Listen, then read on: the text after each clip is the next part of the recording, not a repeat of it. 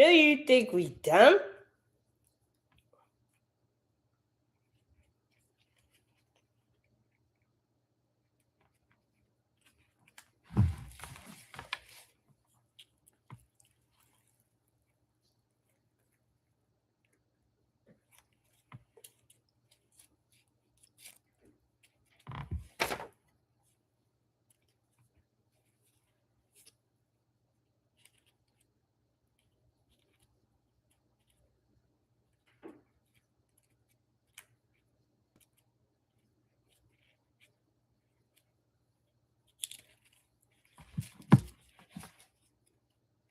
Do you know what this is?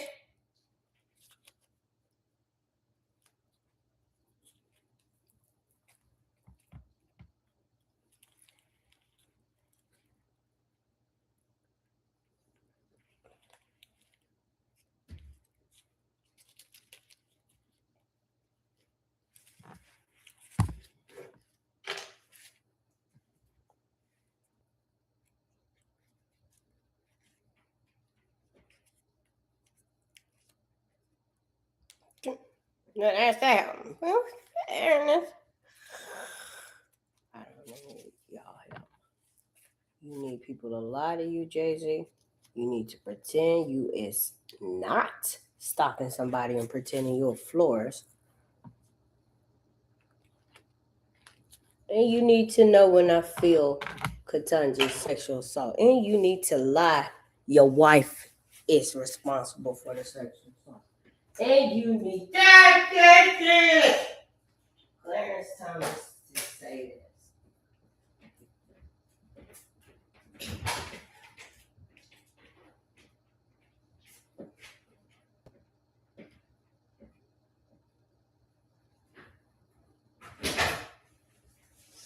I'm gonna kill that bitch. Then you and your little slow ass motherfuckers who were stuck just looking at me. Including your retarded dumbass Beyonce.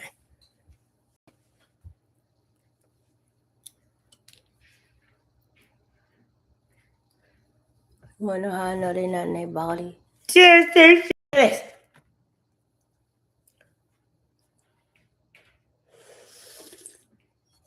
You wanna know how I know they rushed AI on people's faces?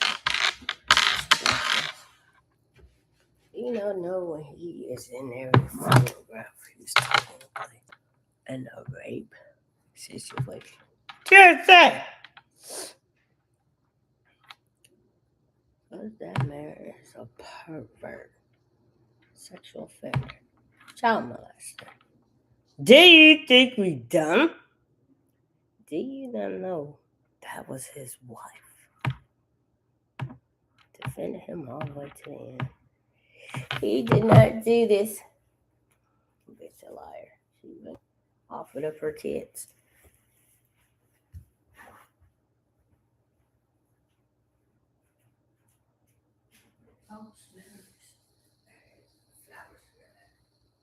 She's there. Type of a mother is Beyonce. So, Clarence Thomas, Katanja Brown, Lana Kagan are all trying to get her brain back to reality. Her kids aren't what she has been debunking as her feels now. Trying to frame some random ass woman. Don't know her, don't know shit about her kids. Fuck you! Till she start Google searching. Who set it up ever since the numerology course?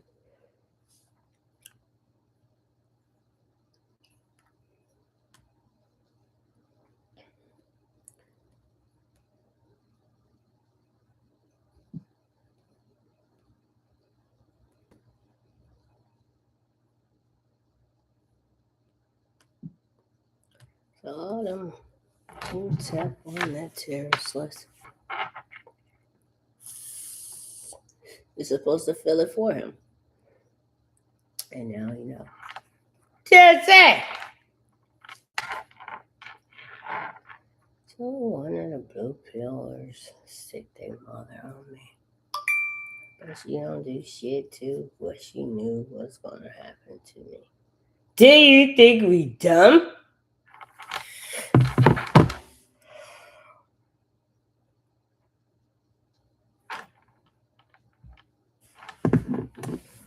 Yeah.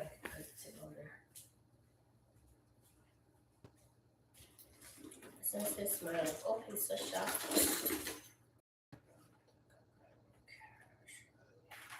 I'm just press the trash. Just start sharing it. Or I don't see a tip jar.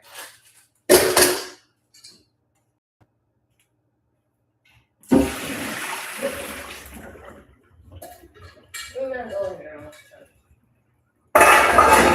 Let's just send us local. Oh, shit, I don't know. No, I'm not telling myself collagen. I think I stated who also. So collagen or another whole heap of white girls. I did.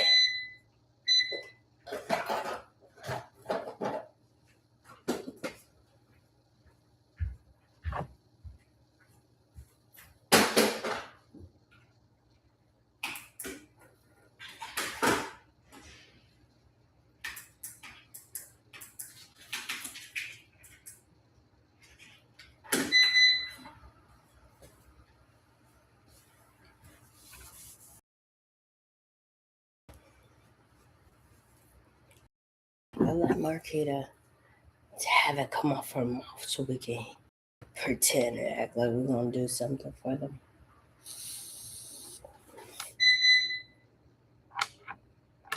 Thus far, all I can say is you gotta do it yourself. And let Beyonce walk their asses out and then pretending like we still love them.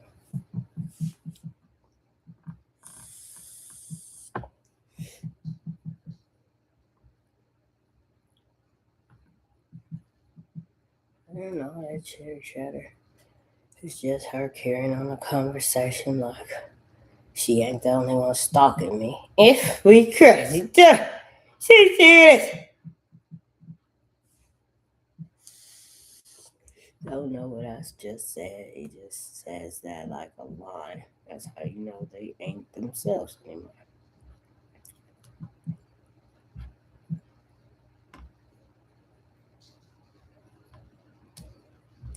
Thanks to Katanji.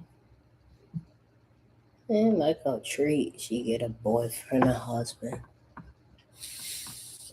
And only on TV do you see it as real life.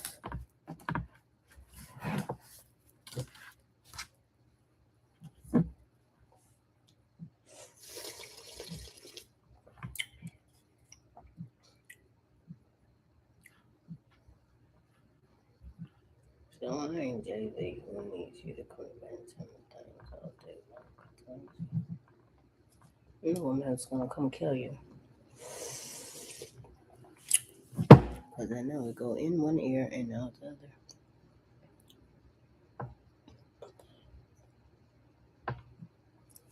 I'm very tired.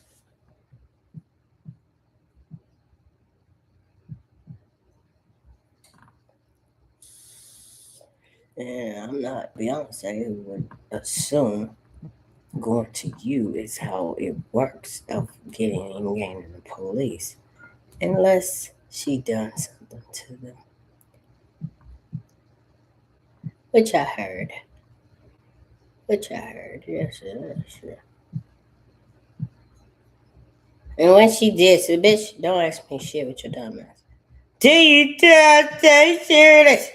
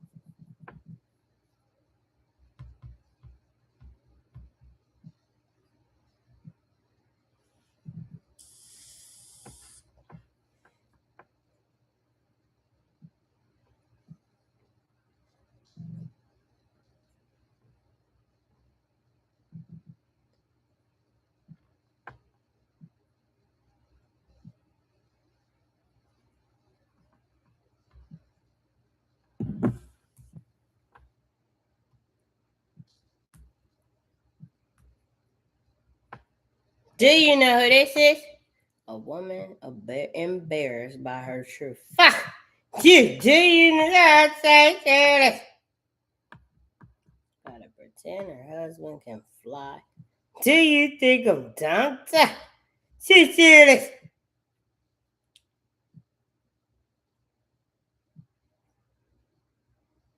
The U.S. got to pretend Clarence Thomas is in charge of their stupidity.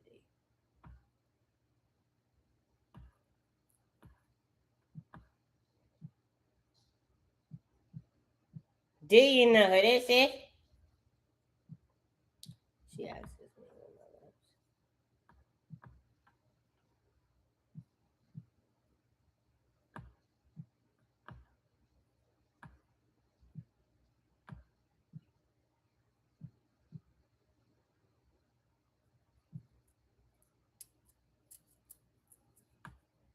Do you know? Tell us I said to her.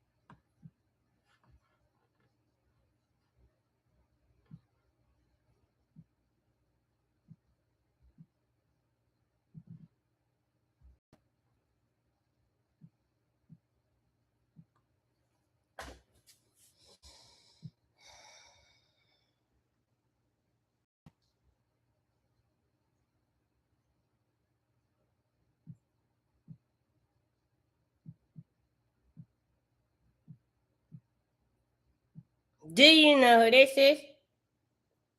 I said that. She planned on doing this for the rest of her life. Sensei! Not for him. I can tell some sort of excitement. Just keep begging her, baby, will you be with me? Oh, fuck you!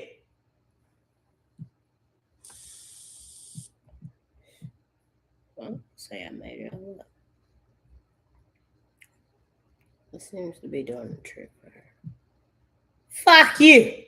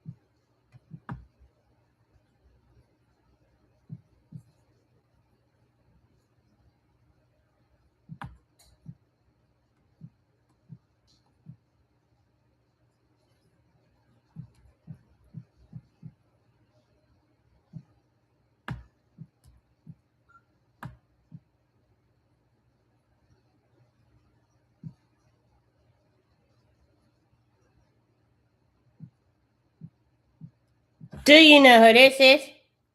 She said, there it is.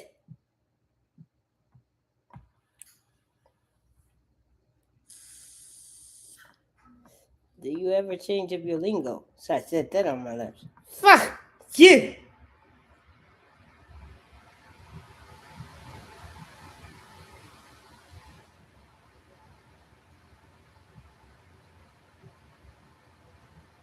Do you know how to it? She said there it is.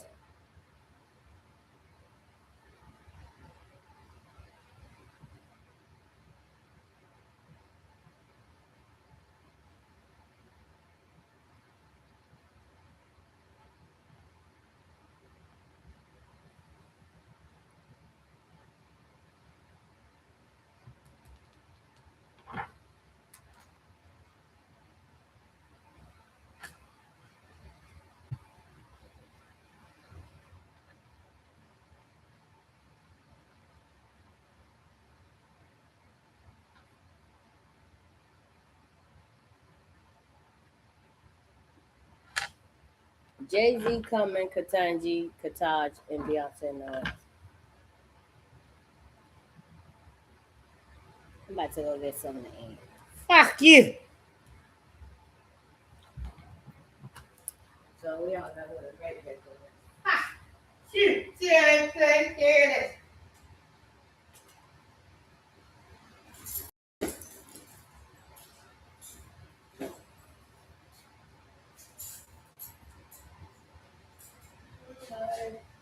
Their reality. It's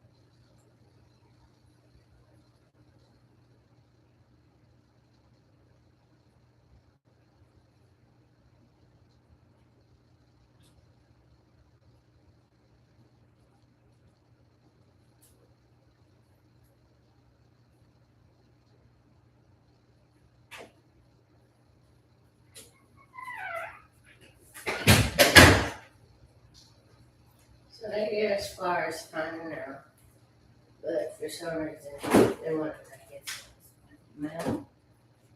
So the woman.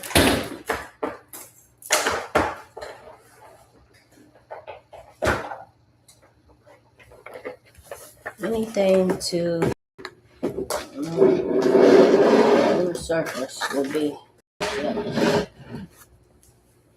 I used to believe in reincarnation in the context of firstborn and male and then reborn. That don't make sense. Hey Siri, what is the male to female population? Hey Siri, what is the male to female ratio population in the USA?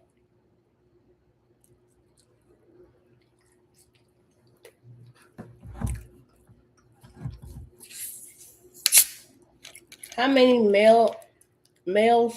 Hey Siri, how many males versus females are in the world?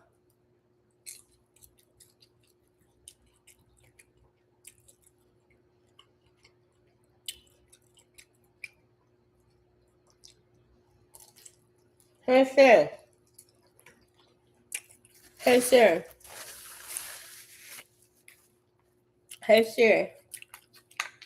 What are the statistic numbers of average females versus average males? It is estimated to be about 1.05 worldwide, or within a narrow range from 1.03 to 1.06 males per female at birth. The sex ratio for the entire world population, including all ages, is approximately 101 males to 100 females as of 2024. This is from Wikipedia.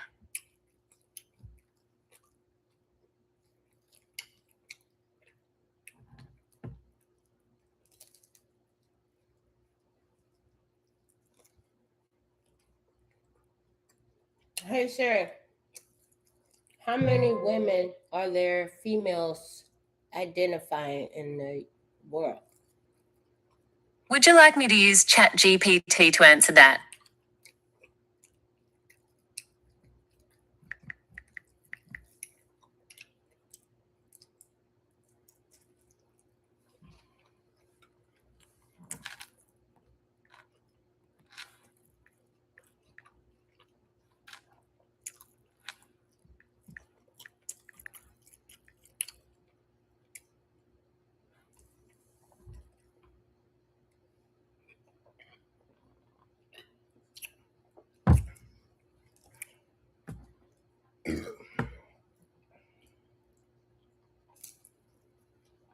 I'll track my words. Fuck me.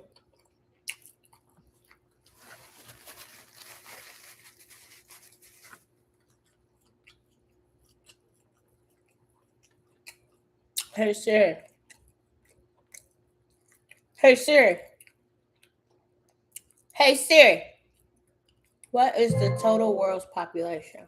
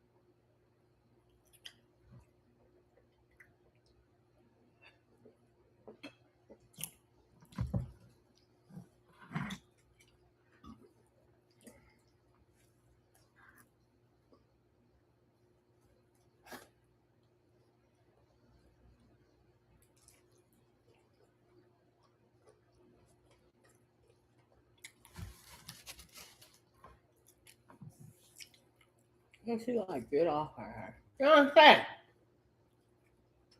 So I heard my voice and know it got something to do with government sector. You know what I'm saying?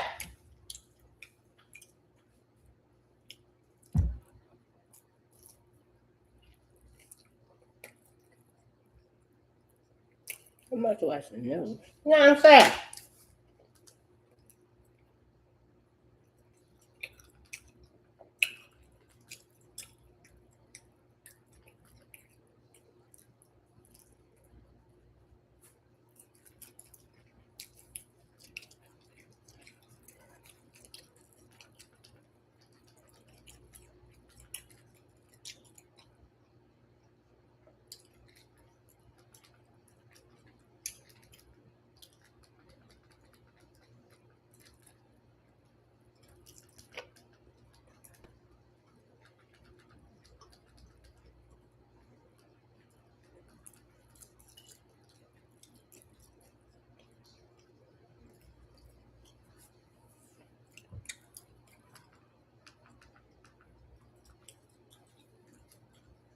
So you gotta go back now and say, why would the NFL continuing to support? With all the confusion going on in the media. Maybe it's all of that found money right there. And then out of nowhere came these young children. I don't know where they came from. And I sat next to this child, and the child sat next to Beyonce. So I hear B say something about. I'm not gonna lie. After we found out why Beyonce made a lot of the songs that she did and for what reasons, I am not shocked one bit to find out that Jay-Z is allegedly listed in the Epstein file. 50 Cent is still keeping his foot firmly on Jay-Z and Beyonce's necks. And now he's hinting that Beyonce herself might be tied into this whole Epstein situation. By now, you probably heard that Jay-Z's name popped up in those Epstein files. There's a woman claiming she woke up inside Epstein's mansion, and she says Jay-Z and Harvey Weinstein were both in the room. And as soon as that information started circulating, 50 jumped on social media talking about how he wants to put together a whole documentary on Jay-Z and Epstein. 50 said, damn, they got your man Jay in the Epstein files. I gotta do a doc on this ish. But here's where Beyonce made a mistake. Thinking she could control what 50 does. Allegedly, Beyonce got her lawyers to warn 50 to stop posting about Jay and Epstein. But as you can imagine, that just made things worse. So after 50 posted about possibly doing a documentary on Jay-Z's connection to Epstein, a source close to Beyonce said she was furious because apparently the Carters had already paid off major media outlets to not talk about this. Even the Shade Room quietly deleted their post about Jay being named in the Epstein files. And notice how TMZ, People, Us Weekly, Complex, Billboard, none of these outlets touched this story. So the Carters probably thought this was going to blow over. But they clearly forgot about 50 Cent, because if there's ever an opportunity to shade Jay-Z, 50 is not letting it pass him by. And you know 50 lives for a threat. That man gets energized when folks think they can scare him. So after word got out that Beyonce allegedly sent her lawyers to warn 50 about speaking on Jay-Z and Epstein, 50 jumped right back on social media and shared a cryptic post hinting that Beyonce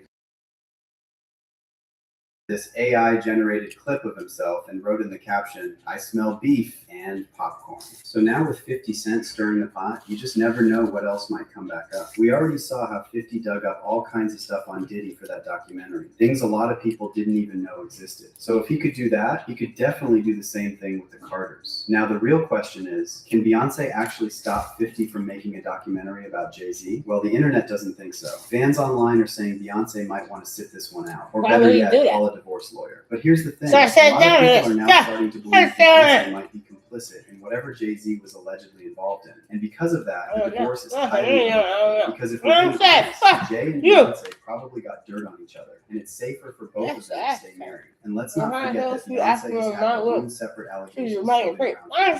Everything from claims that she sabotages other female artists to much darker rumors about black magic and so-called sacrificing. One of the most disturbing allegations came from former NFL player Larry Johnson, who claimed he once attended a weird party with Jay-Z and Beyonce that left him deeply disturbed. According to Johnson, this was back in the early 2000s at a late-night rap party the Carters were hosting in Colorado. He says there were people there who didn't look like adults at all, and that Beyonce allegedly made a comment that made him extremely uncomfortable. Now, I did a Rockover photo shoot in Colorado, and I think it was during the winter time of 06 or 07.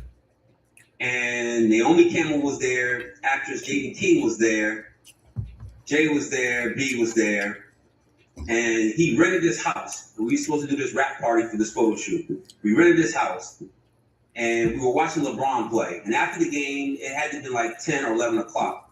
So we getting ready to party. Mind you, it's all adults. There was a 13-year-old or a 14-year-old teenage Latin girl that was there, and I think she had to leave because she had school and she had to do homework. But she brought her mother with her, so it was no funny business going on, which I can respect that. So when 11 o'clock hit, we turned on the music, we started drinking, and then out of nowhere came these young children. I don't know where they came from. For a rap party at 11 o'clock at night, drinking, loud music, and us dancing wild, like, I don't know where these kids came from. And then I happened to sit down because I was dancing with one of the assistants. And I sat next to this child, and the child sat next to Beyonce. So I hear B say something about, doesn't this look sexy, or isn't this sexy? And in my mind, and mind you, I'm not awakened as I'm awakened now. So in my mind, I'm like, what did she just say? So it's a lot of And then I didn't pay putting no on attention like to it. And then, shaky. obviously the liquor took hold of me and I had to leave. So I said bye to everybody and left. But those kids remained. I don't know if those kids were from the photo shoot themselves, but the fact that these kids came around adults during drinking hours or partying hours was already alarming to me. And then there are also all those rumors about Beyonce being involved in some dark practices like witchcraft and rituals. These claims aren't just coming from random folks on the internet. They're coming from people who worked with Beyonce for years. Back in 2018, Beyonce's former drummer, Kimberly Thompson, came forward accusing her of practicing what she described as extreme witchcraft, and it didn't stop at accusations. Kimberly even went as far as filing for a restraining order against Beyonce. This has been going on since 2006. It was just being getting worse and worse and worse. And for a very long time, I put this person on a pedestal. I loved them. I sent emails, publicly, happy birthday and all this stuff. And the entire time, this person was casting spells and manipulating me and controlling my job situations, my relationships, just all kinds of. But Kimberly isn't the only one who made these kinds of insinuations. More recently, Beyonce's former dance captain, Ashley Everett, was caught liking some real shady posts and comments. And one of those posts claimed that when people listen to Beyonce, they don't realize they're entertaining. You be knowing that So ain't it my gets even thinking. darker. Like Another a former motherfucker, dancer, Khadijah vocal like- Sharif, who worked with Beyonce on the Formation video and her 2016 Super Bowl performance, came out with some truly shocking claims on Instagram. She called Beyonce and accused her of allegedly for something to happen to her child. Khadijah wrote, "Are you effing serious? You called for my child to be R-word? You evil witch. Essence, check on my child. I'm about to blow this ish through the effing roof." Now that post quickly disappeared from Khadijah's page, and honestly, most people would have never even known about it if it wasn't for Tasha K. Tasha came through with the receipts and shared screenshots of Khadijah's post on X, and then also broke it down on her YouTube channel. Beyonce is being accused again of doing black magic. Now here's what I'm gonna say. Everybody ain't lying. I spent a week doing research on all the people that they were connected with, and all of them are connected to some sort of black magic, some sort of witchcraft. This is an ex-dancer of hers, and now remember the ex-drummer that came out, and we call her crazy too. We got the interview of the drummer. Y'all remember her? And she was saying that Beyonce was using witchcraft and all that stuff, and it always comes out around the time when she getting ready to cipher for a new album. I know Beyonce's a witch. I saw Lemonade visuals. I saw it. I said, this is dark. Now let me be clear, these are all just allegations. Nobody's saying this is a proven fact. However, when you keep hearing the same types of stories about the same person from different people, that's when people start wondering, when does coincidence stop being a coincidence and start looking like a pattern? Because one rumor you can brush off. Two, maybe, but when similar claims keep popping up from people who were actually on the inside, that's when the public starts paying attention and asking real questions. And then there's this whole other angle people don't like to talk about, the idea that Jay-Z and Beyonce might not actually be the ones running things. Because let's be real, no matter how rich or famous these entertainers are, there are people behind the scenes with even more money and more power calling the shots. Remember when Kanye claimed that Beyonce and Jay-Z are just controlled puppets, and he hinted how most of these celebs are being blackmailed by something they did in their past? You know what I'm saying? They can control Shaq, they can control Charles Barkley, they can control LeBron James. They can control Jay-Z and Beyonce, But no, you, man. but they can't control me. And so out in Hollywood, a lot of people come up missing. Feels like it might be a lot of that in order to control, traumatize. They want to monetize and traumatize. So between the Epstein allegations, the media silence, Beyonce's alleged legal threats against 50 Cent, and all these past allegations coming back, the Carter Empire is starting to show some real cracks. And now the big question is whether they can actually recover from this. Because once the public starts forming opinions, it's hard to put that toothpaste back in the tube. But let me hear what you think. Do you believe 50 Cent is bluffing about doing a documentary on Jay-Z and Epstein? Or do you think he actually has enough to expose something major? And what about Beyonce? Do you think she's innocent in all this? Someone who was manipulated when she was too young to know better? Or is she a willing participant at this point? Drop your thoughts in the comments and stay tuned for this next video. She was a whole goddamn mastermind. She's serious. So they must have got caught before Eagle. Cloud say serious. Because that was an excuse. Cloud say serious. One learned their lesson. And Another one, yesterday, the damn in country an answer is to trying Senator Kennedy, you said the confirm FBI that is not in it possession of seems any criminal evidence that Epstein transferred girls to anyone but himself. So according to your testimony yesterday, according to the evidence the FBI has, number of names on the list is zero. Zero. The index has been released, and the number of people involved in that trafficking operation were charged in 2008. Other than Epstein and Ghislaine Maxwell, the testimony in the Senate here is that according to the evidence you have, number of other names is zero. That were charged based on credible evidence. Who are the other names? Any other names that weren't charged? that you could hear it. We are not releasing the names of anyone because the Department of Justice never does that of anyone that did have any credible information. Moskowitz stood up and hit Cash Patel with a devastating question that exposed the shocking constitution he swore to defend. The room went dead silent. The man who once boasted he would be the strongest defender of due process in FBI history was suddenly told point blank that he hadn't even read the most basic protection of Bill of Rights. I'm about to lock your ass up. What came next was even worse. They told you not to And say it shit to raises me. serious That's questions shit to me. about whether the Fuck Bureau you. under Patel is Fuck still you. in the business of defending the Constitution or simply protecting power. There are lots of names, lots of co-conspirators, and they're trafficking girls all across the world. Then he said, "This get off my leg." It's exactly as people thought it And was. down back And more, unfortunately. What you're about to see next will make that question even more disturbing. I want to take your attention back a second, okay? Breaking news. Cash Patel was nominated to be the FBI director.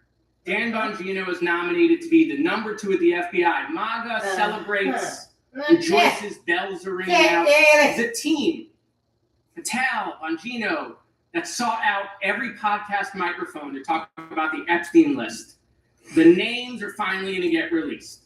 It begins. They produce white binders. Phase 1 with the podcasters. This is not actually one of them, of course. I made this. The names on it, right?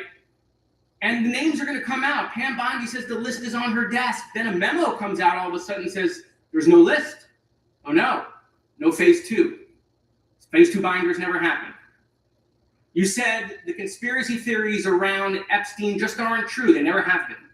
That timeline isn't commentary, it's public record. And when you lay it out date by date, Director Patel's cold zero names answer stops looking like a simple legal fact and starts looking like the final chapter of a promise that collapsed in slow motion. Before taking office, Cash Patel and Dan Bongino built massive audiences by weaponizing the Epstein scandal. They turned it into a rallying cry, promising a full accounting of the client list, flight logs, and the powerful men who allegedly escaped justice for years.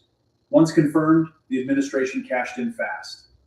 In late February 2025, Attorney General Pam Bondi told Fox News the Epstein client list was sitting on her desk. The DOJ may be releasing the list of Jeffrey Epstein's clients. Will that really happen? It's sitting on my desk right now to review. That's been a directive by President Trump. I'm reviewing that. I'm reviewing JFK files, MLK files, Days later, conservative influencers were handed white binders stamped "The Epstein Files, Phase 1, Inside the West Wing," staged as a historic moment of transparency. By July 2025, a joint DOJ-FBI memo declared there was no incriminating client list, no credible evidence of blackmail, and no need for further disclosure. The very promise Patel, Bondi, and Bongino had built their reputations on was quietly buried. Internal fallout was reportedly ugly, with Bongino furious over the lack of transparency. Senate Democrats, led by Dick Durbin, sent sharp oversight letters demanding answers. Even as recently as February 2026, watchdogs filed complaints alleging the DOJ improperly narrowed releases and shielded officials' own communications, including Patel's. We've reviewed all the information, and the American public is going to get as much as we can release. This is the clearest evidence yet of Cash Patel's blatant hypocrisy. When he and his allies were outside the system, they treated Epstein's network as proof of a protected elite class. Now that he holds the most powerful law enforcement position in the country, the same scandal has been reduced to a narrow technicality. 0 additional names with credible evidence. This double standard is dangerous. Against political opponents, the FBI under Patel shows no hesitation. But in one of the most horrific sex trafficking cases in modern history, backed by court documents, flight logs, and victim testimonies pointing to a far wider circle, they suddenly adopt the strictest, most cautious stance. Victims don't need dry legal thresholds. They need truth and justice.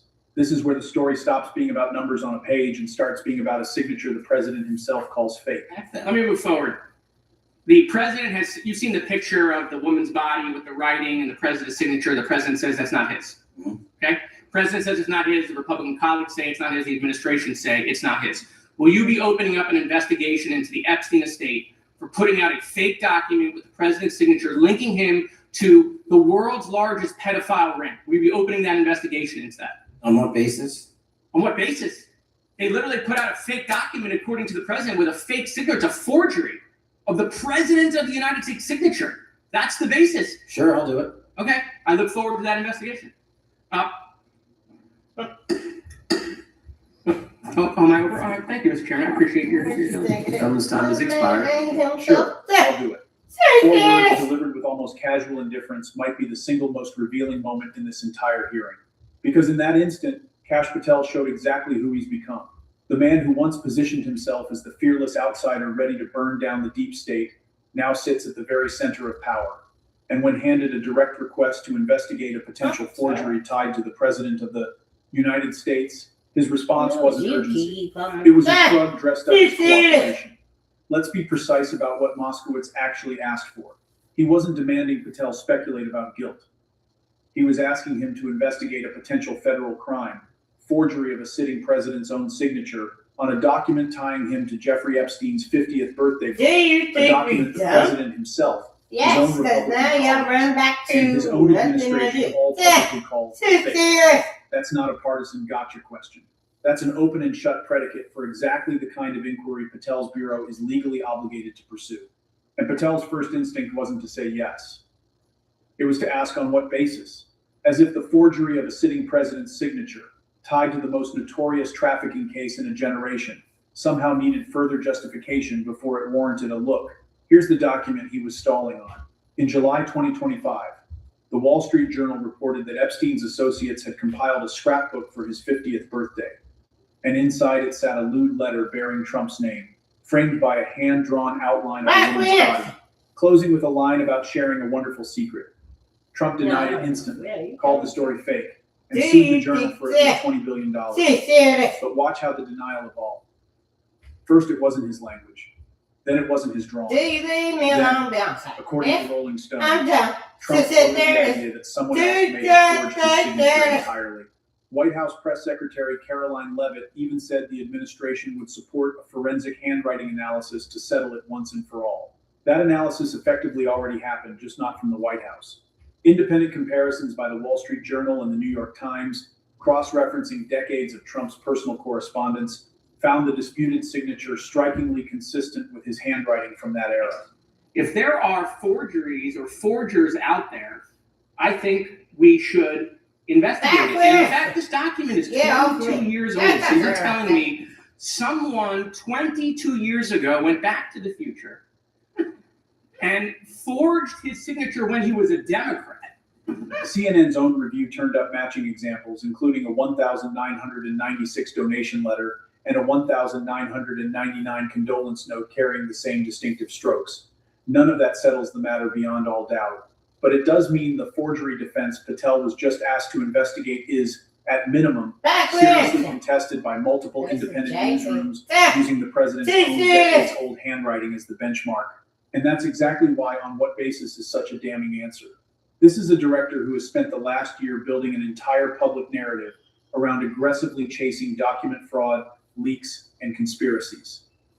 Yet the one moment a member of Congress hands him a direct, specific, evidence-backed request tied to the most powerful man in the country, his first instinct isn't curiosity, it's resistance. Only when Moskowitz spelled it out in blunt, unmistakable terms did Patel offer that hurried, almost dismissive, sure, I'll do it, less a commitment than a placeholder, the kind of promise politicians toss out when the clock is already running down and they're counting on the follow-up never coming. Moskowitz seemed to sense it too, closing with a pointed, I look forward to that investigation, as his time expired, a line that reads less like courtesy and more like a marker being laid down for later. And here's the thing, there's already a pattern of exactly what happens after markers like that get laid down. Reporting from Bloomberg Law and multiple outlets covering turnover inside the Bureau's leadership has documented a recurring dynamic under Patel. Uncomfortable questions get a verbal concession in the hearing room and then quietly vanish the moment the cameras stop rolling. 3 career FBI agents have already filed suit alleging retaliation. A 27-year veteran was reportedly pushed out over scrutiny that had nothing to do with his actual conduct. No follow-up, no timeline, no public update since the gavel dropped on this hearing. If history is any indicator, this investigation risks becoming one more promise that ages quietly into nothing. Convicted sex trafficker Ghislaine Maxwell says she will testify openly to lawmakers about her longtime associate Jeffrey Epstein if President Trump grants her clemency. Maxwell is currently serving a 20-year sentence. She testified virtually today to the House Oversight Committee, pleading the Fifth, refusing to answer questions, something committee chairman James Comer called, quote, very disappointing.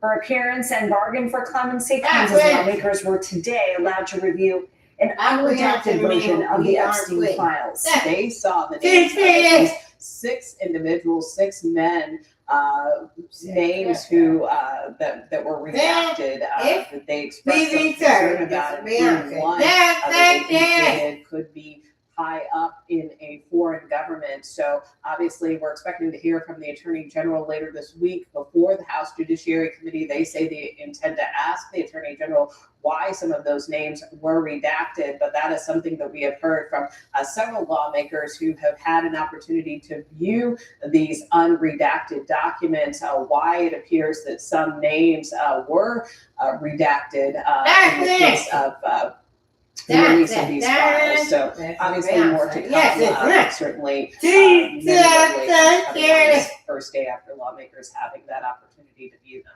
And how are members of Congress reacting to Ghislaine Maxwell's appearance today and her request for clemency in exchange for testimony? Randomly want to be well, it was expected, although the chair of the committee, James Comer, expressed disappointment that Ghislaine Maxwell did invoke the Fifth Amendment. Obviously, many lawmakers were prepared to ask her questions and certainly see her as a central figure in terms of Jeffrey Epstein and his sex trafficking. So there were a lot of questions that lawmakers wanted to get at, but were unable to since she invoked the Fifth. So obviously this was a very short deposition. It was a virtual deposition. And some lawmakers too expressing concern about this request for clemency. Both Chair Comer said he did not believe that Ghislaine Maxwell should have any type of immunity, especially after hearing from some survivors who requested that, and also many Democrats as well felt that this was really just an opportunity for Maxwell and the attorney to try to plead their case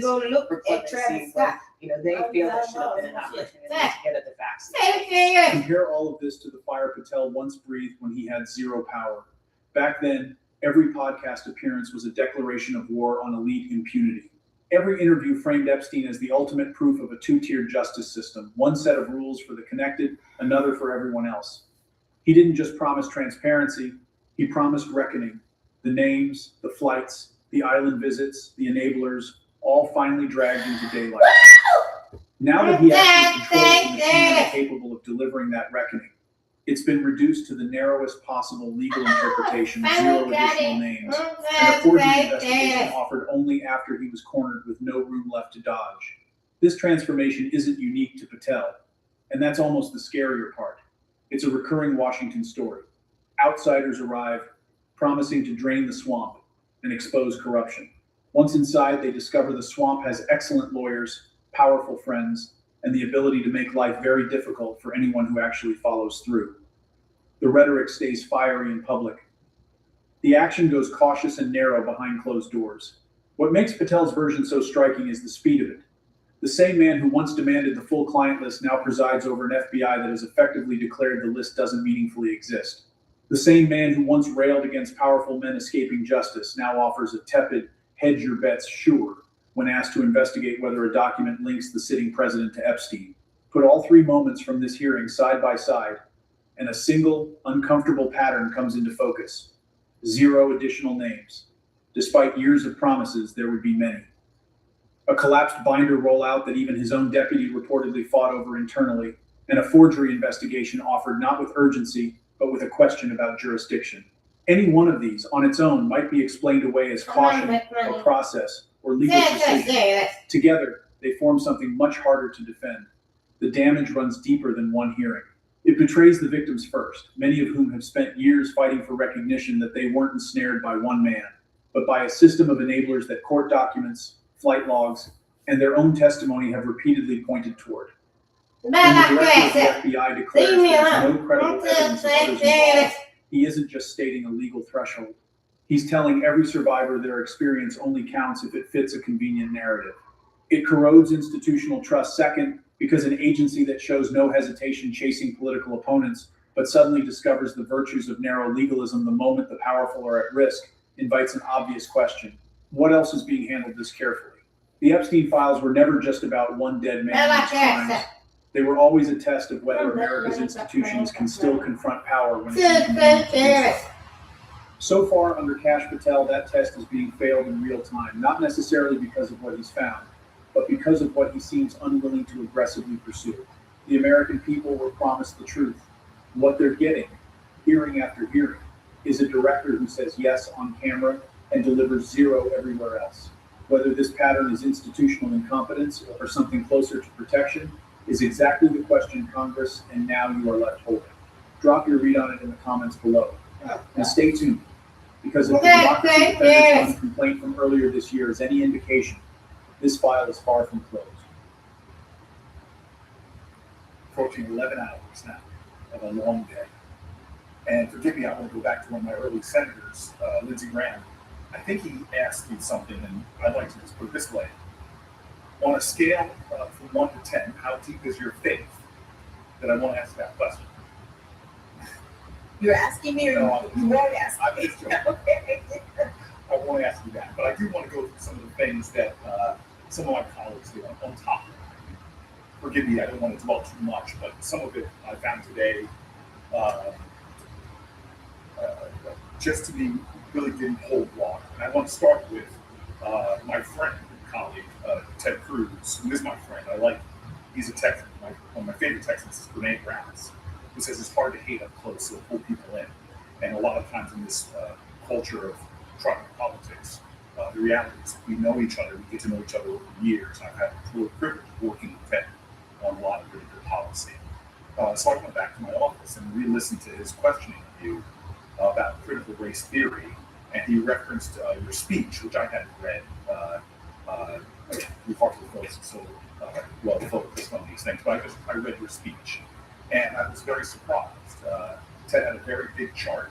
I think he needs to give Senator Whitehouse some advice on charts. Senator Whitehouse was very small. It was almost as they were proportionate to their state sizes.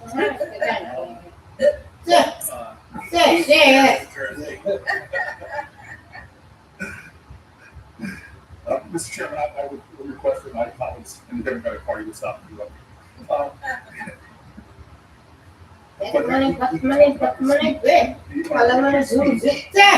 There's a couple things. He speech about extraordinary black men. I have criticism, your mother was not in it, but I will leave that alone.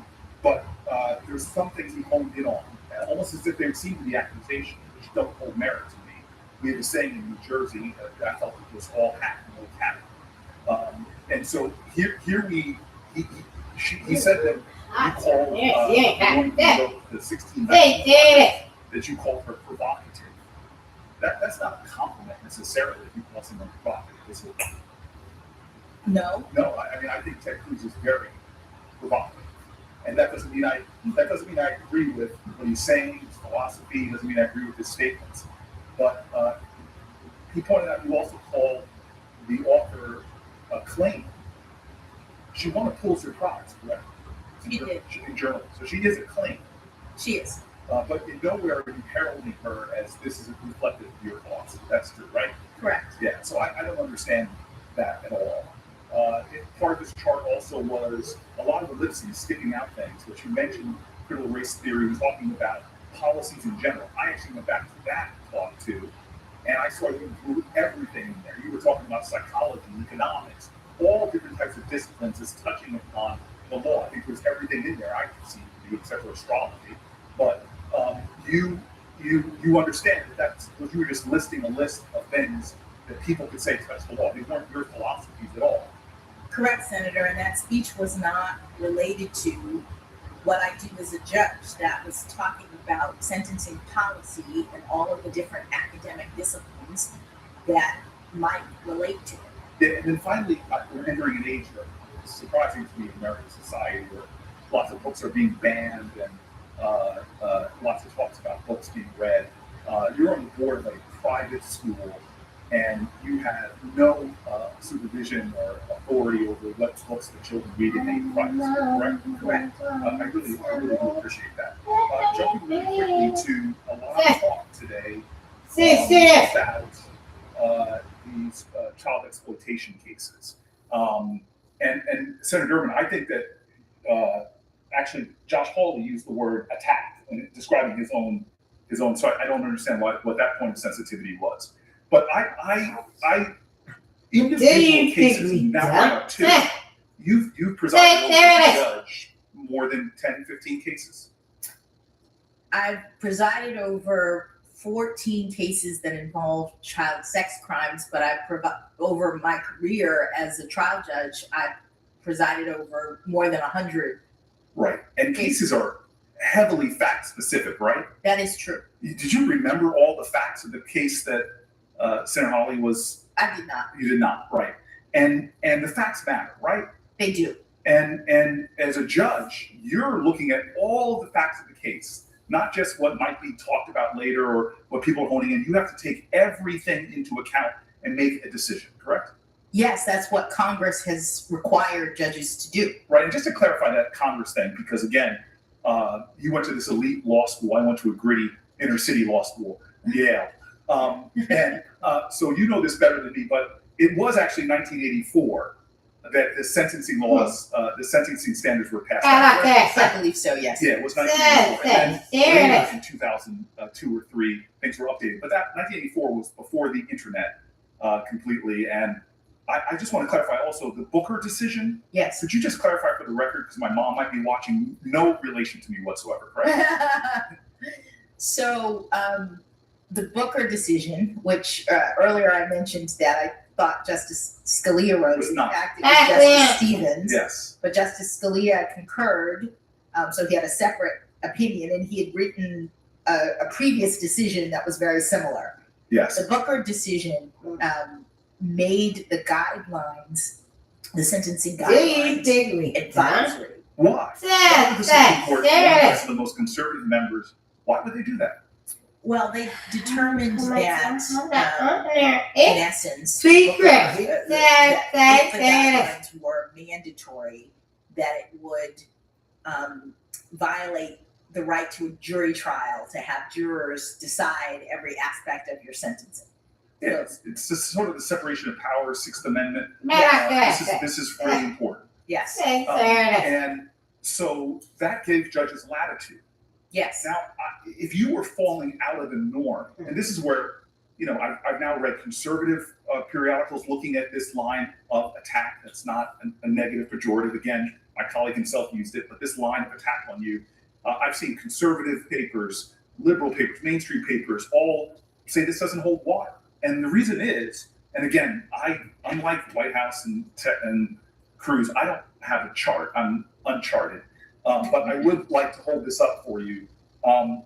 You are well within the norm nationally for going below the sentencing guidelines because of this problem where you have this incongruency that judges on both sides of that have been pointed by people both sides of the aisle have seen.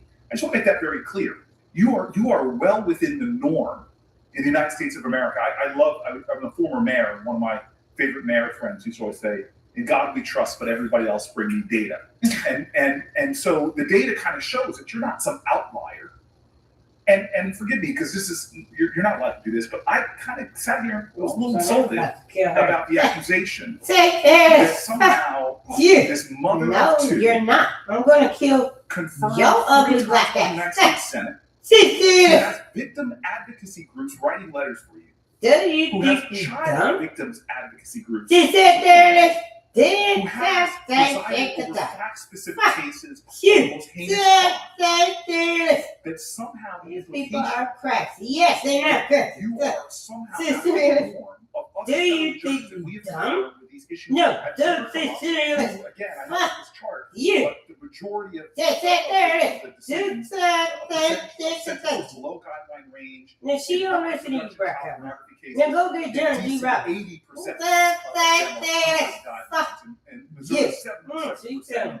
And tell my son my dick. Fuck you. And so on Do and you so think forth down to you Utah. dumb?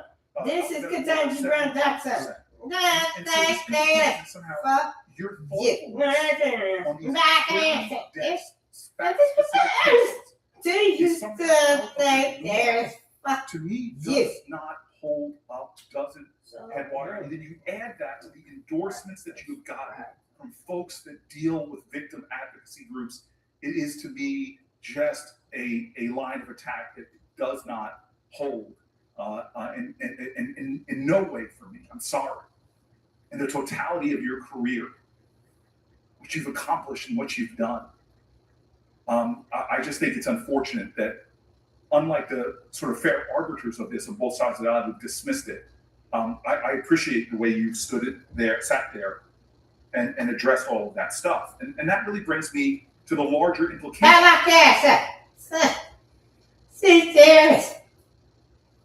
You talked a lot about your uncles. One of them served in Baltimore. Is that right?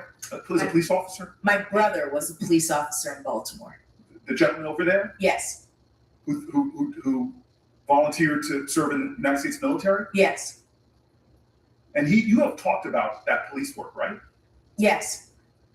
I live in Newark. I love my city. If you cut me, I bleed bricks.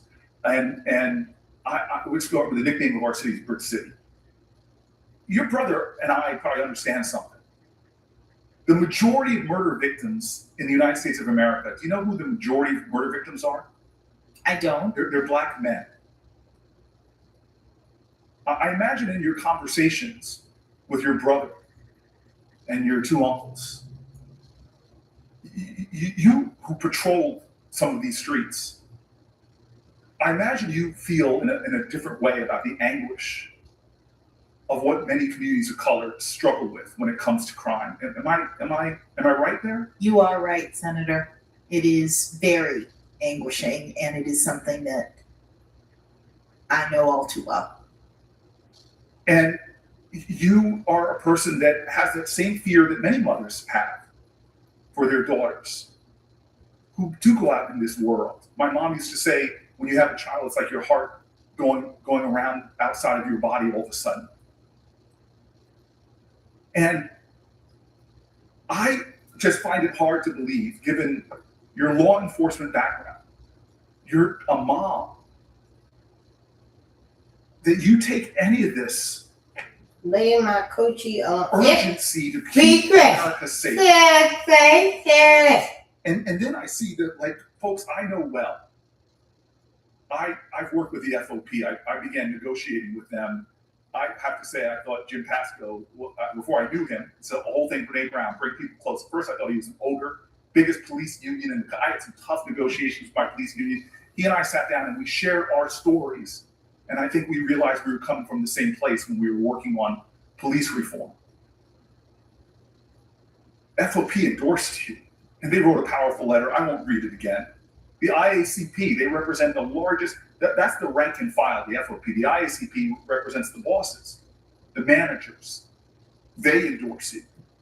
There's another group that maybe my colleagues don't know as well as I do. It's called NOBLE. Well, fuck You know you. them? Do you think we They're the black law enforcement organization now. The people like his brother you. who love their communities, who have seen, like I have, too many young men lying with bullet holes, bleeding into our pavements. Do you think These are folks who come from communities like your brother knows. Where you too often see sidewalk shrines to murder youth. I've talked to the women and men of Noble so many times. Anybody ever accuse them of being soft on crime? But they understand the complicated factors of crime in our country. And what they have to say about you, I won't read it, is just beautiful. Law enforcement family, mother of two. Law enforcement organization after law enforcement organization, victims advocacy organizations after victims advocacy organizations, Republican appointed judges, Democrat appointed judges. That's who's in your corner.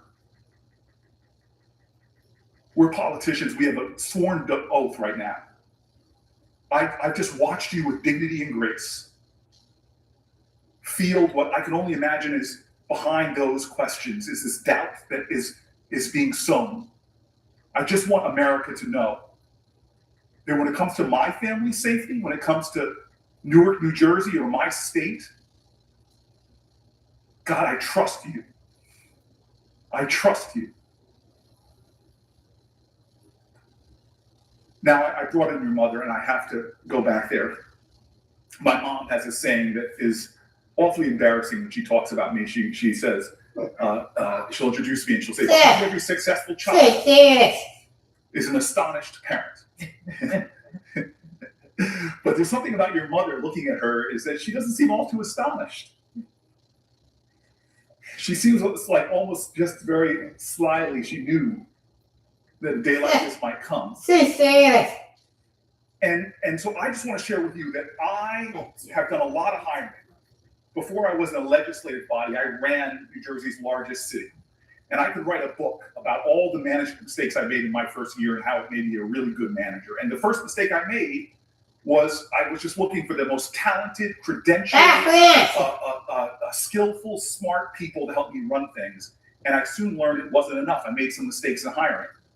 And I began to see that those skills, which you have a tremendous amount of, it's been said so many times, it's stacking you up against other Supreme Court justices, you have more qualifications, more credentials than many of them.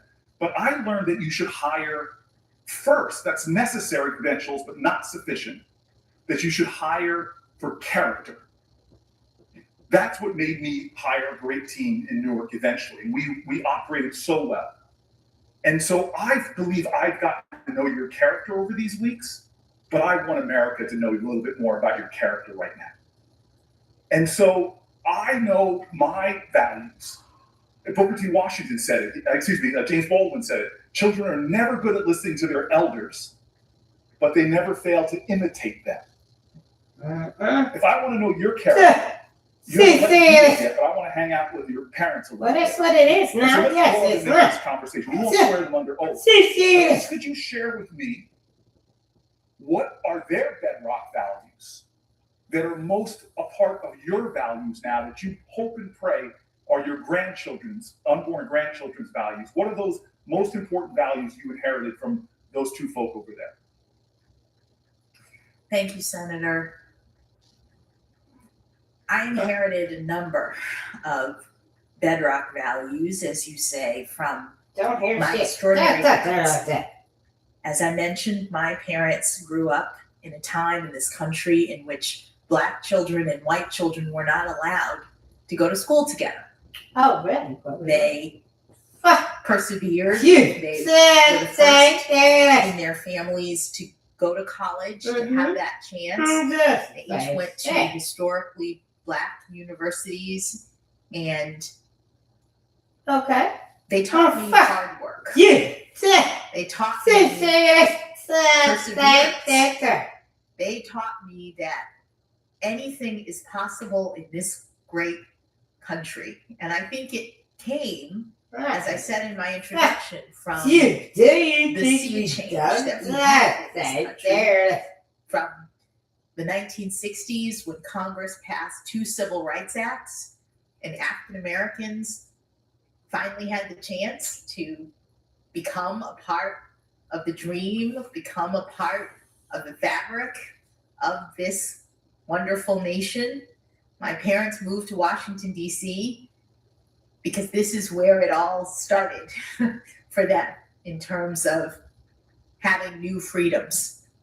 And I was born here on that hope and dream. I was born here with an African name that my parents gave me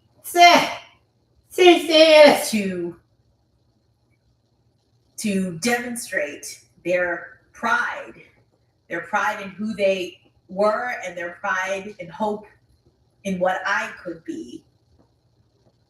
And it seems to me, as a guy whose parents came here, and you and I both were born here months apart,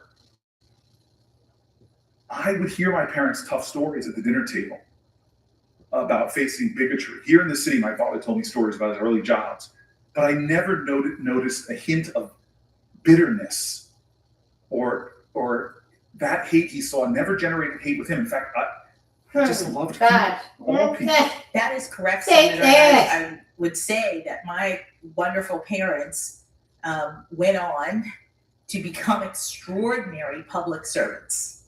They had new opportunity. They could have done, other things, but each of them decided to give back to the community. My mother was in the public school system. She was a teacher and then became an administrator, became the principal of a magnet school for the arts in Miami, a new school that had started up, and became the sort of beloved principal of New World School of the Arts. And so many of her students continue to see me, meet me, and they know me from my mother, which is fantastic. And she had diverse students. She had and she loved on all those children. Everyone. Well, let me ask you this, because I'm going to push you a little harder, because I have some people I really respect on the other side of the aisle, and they do. My friends and I talk about religion sometimes. Faith is important. I was teasing Lindsey, Senator Graham earlier, but I don't want to ask you anything specific about your faith except for this, because you brought it up in your opening statement. And I like that. I have to tell you, I don't think Black women have any providence over struggle. People from all backgrounds in America struggle. But I do know often as trailblazing Black women, they have often faced many challenges being the first or being a trailblazer right in the last season. Let me bring you some child field. You have faced Fuck you. probably been knocked Do you down think by we 5%. done? America has You've been heartbroken by something. You've been like the first person who says, I've been to Starbucks kitchen and I lit down all the pots. You've been like Langston Hughes to that poem, Mother to Son, Life for Me has been on a crystal stair. Could you talk to me maybe about one moment, or what you do when you get knocked down like that? Where do you get the grit and guts to get back up and keep on going? Well, Senator, I think that too is something that I learned from my grandparents, who, as I said, Do you think that's like there? my grandparents, Do you think we done?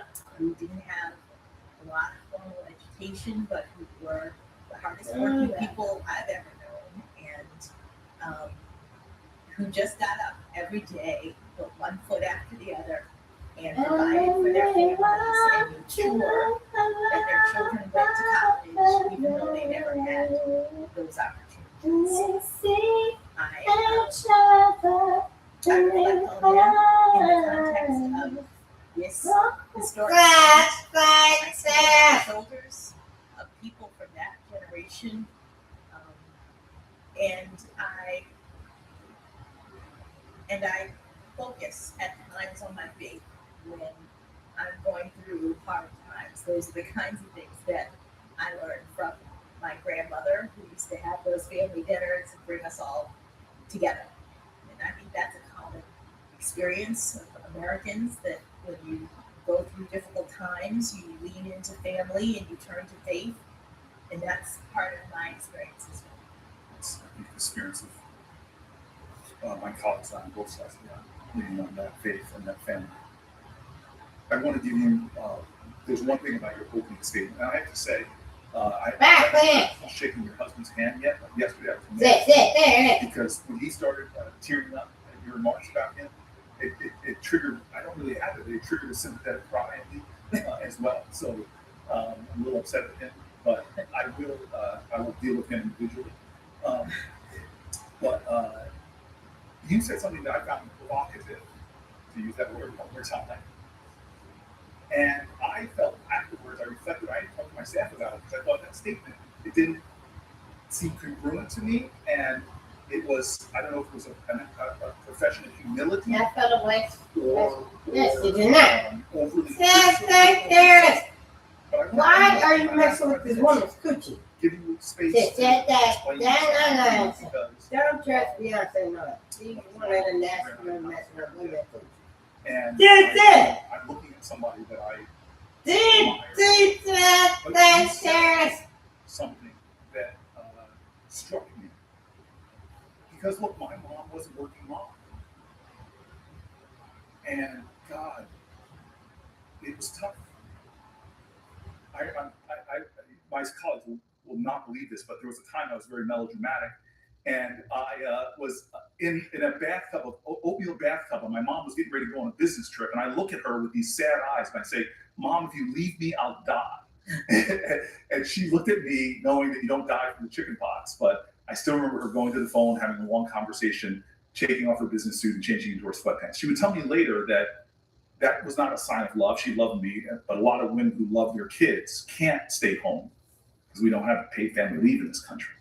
So you said in your opening remarks that you haven't been as good of a parent. I think if I'm paraphrasing right. When I was in the military, good as a mom as you'd like to. And I look at your 2 girls, and I look at you, and I don't understand that statement. Is that what you're Could you maybe explain for me what you meant, and maybe take one more beat and explain to me what it means to you to be a mom of 2 young women growing up in America today? Thank you, Senator. What I said in my statement was that I feel like it's shit coming out. That I had struggled like so many working moms. Do you think we don't say? And it takes a lot of hard work to become a judge, to do the work of a judge, which I've done now for almost 10 years. You have a lot of cases. You don't have all that many resources, comparatively speaking, and it's a lot of early mornings and late nights. And what that means is there will be hearings during your daughter's recital. There'll be emergencies on birthdays that you have to handle, and I know so many in this country, especially who have small kids who have these momentous events and have to make a choice. You talked about your mom making the choice to make sure that she cared for you in that moment, and there are times when obviously you have to care for your family members. There are other times when there are events that you wish you could be a part of, but here's the emergency case that you have to deal with. And so I said in my opening that girls, you had to deal with me juggling motherhood and job responsibilities, and I didn't always get the balance. Right. And so I hope for them, seeing me, hopefully you all will confirm me, moved to the Supreme Court, that they can know that you don't have to be perfect in your career trajectory, and you can still do what you want to do. Do you think I'm done? That there are lots of responsibilities in the world. You don't have to be a perfect mom, but if you do your best, you love your children, that things will turn out. She crazy. Okay. And I move crocodile tears is fake. Right. You. But things have turned out okay. And I will tell you this. I'm sure they've said it. Yeah. I'm sure they will. I appreciate my parents.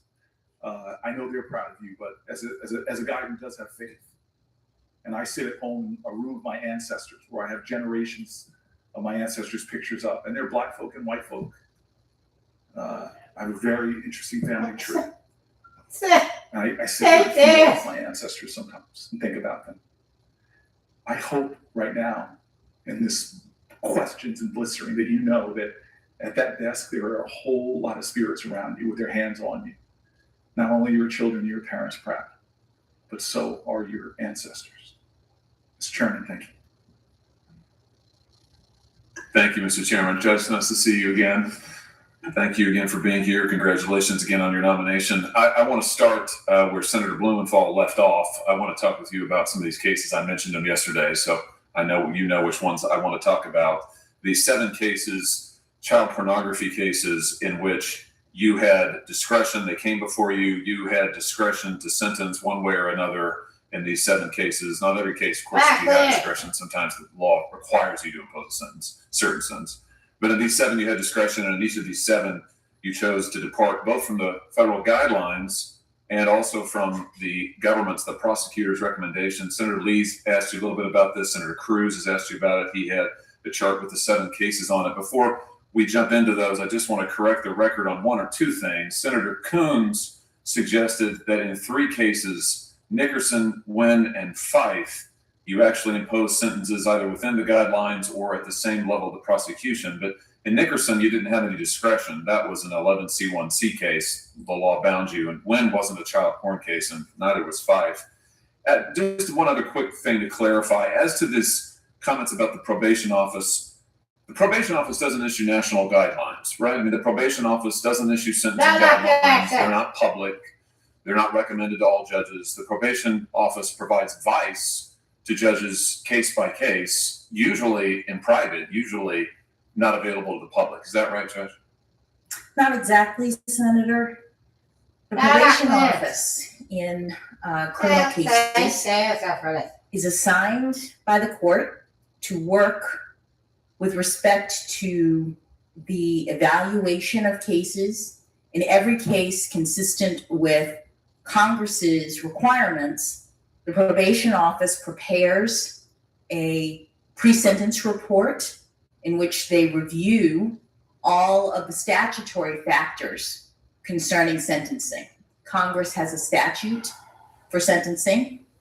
It requires judges to consider the nature and circumstances of the offense, the history and characteristics of the defendant, the need for the sentence imposed to promote various purposes of punishment. There are many purposes listed in the statute. And the probation office is the arm of the court that does factual investigations in every criminal case, unless there are certain cases in which you can waive it. But the background is the probation office's assessment of the facts related to a particular sentence and a particular crime. And the probation office's report, when a court sentences, actually in most cases, becomes the findings of fact of the court. And so the probation office appears just like the prosecution and the defense. The probation office has written a report and make a recommendation to the court based on their independent analysis related to the facts of a particular crime and defendant and sentence. Understood. So they give the court counsel. Understood. However, they don't issue guidelines. They're not uniform. It is by its very nature a case-by-case inquiry, as you said. The report goes to the judge. As I understand it, the pre-sentencing report, I'm sorry, the probation reports are not public in all of the cases that we're talking about here. I'd love to see them if they are. But it's not as if there's one set of guidelines that are federal sentencing guidelines, and then there's the probation guidelines. The probation office is giving advice to the judge. It varies case by case, but it's not the same. Sorry. That's right. Let me ask you about a specific case. I mean, let's talk about. I listed these 7 cases in which you had discretion and you did not follow the prosecutor's recommendation or the sentencing guidelines. But let's just talk about one of them because we've talked about some of them as a group. Let's talk about United States versus Hawkins. I think that's one you probably remember from 2013. The defendant there was Wesley Hawkins. He was 18 years old at the time. He uploaded 5 video files of child pornography from his computer to YouTube. This is how the police got onto him. He then uploaded another 36 depictions of child porn and other lewd photos of children to his iCloud account.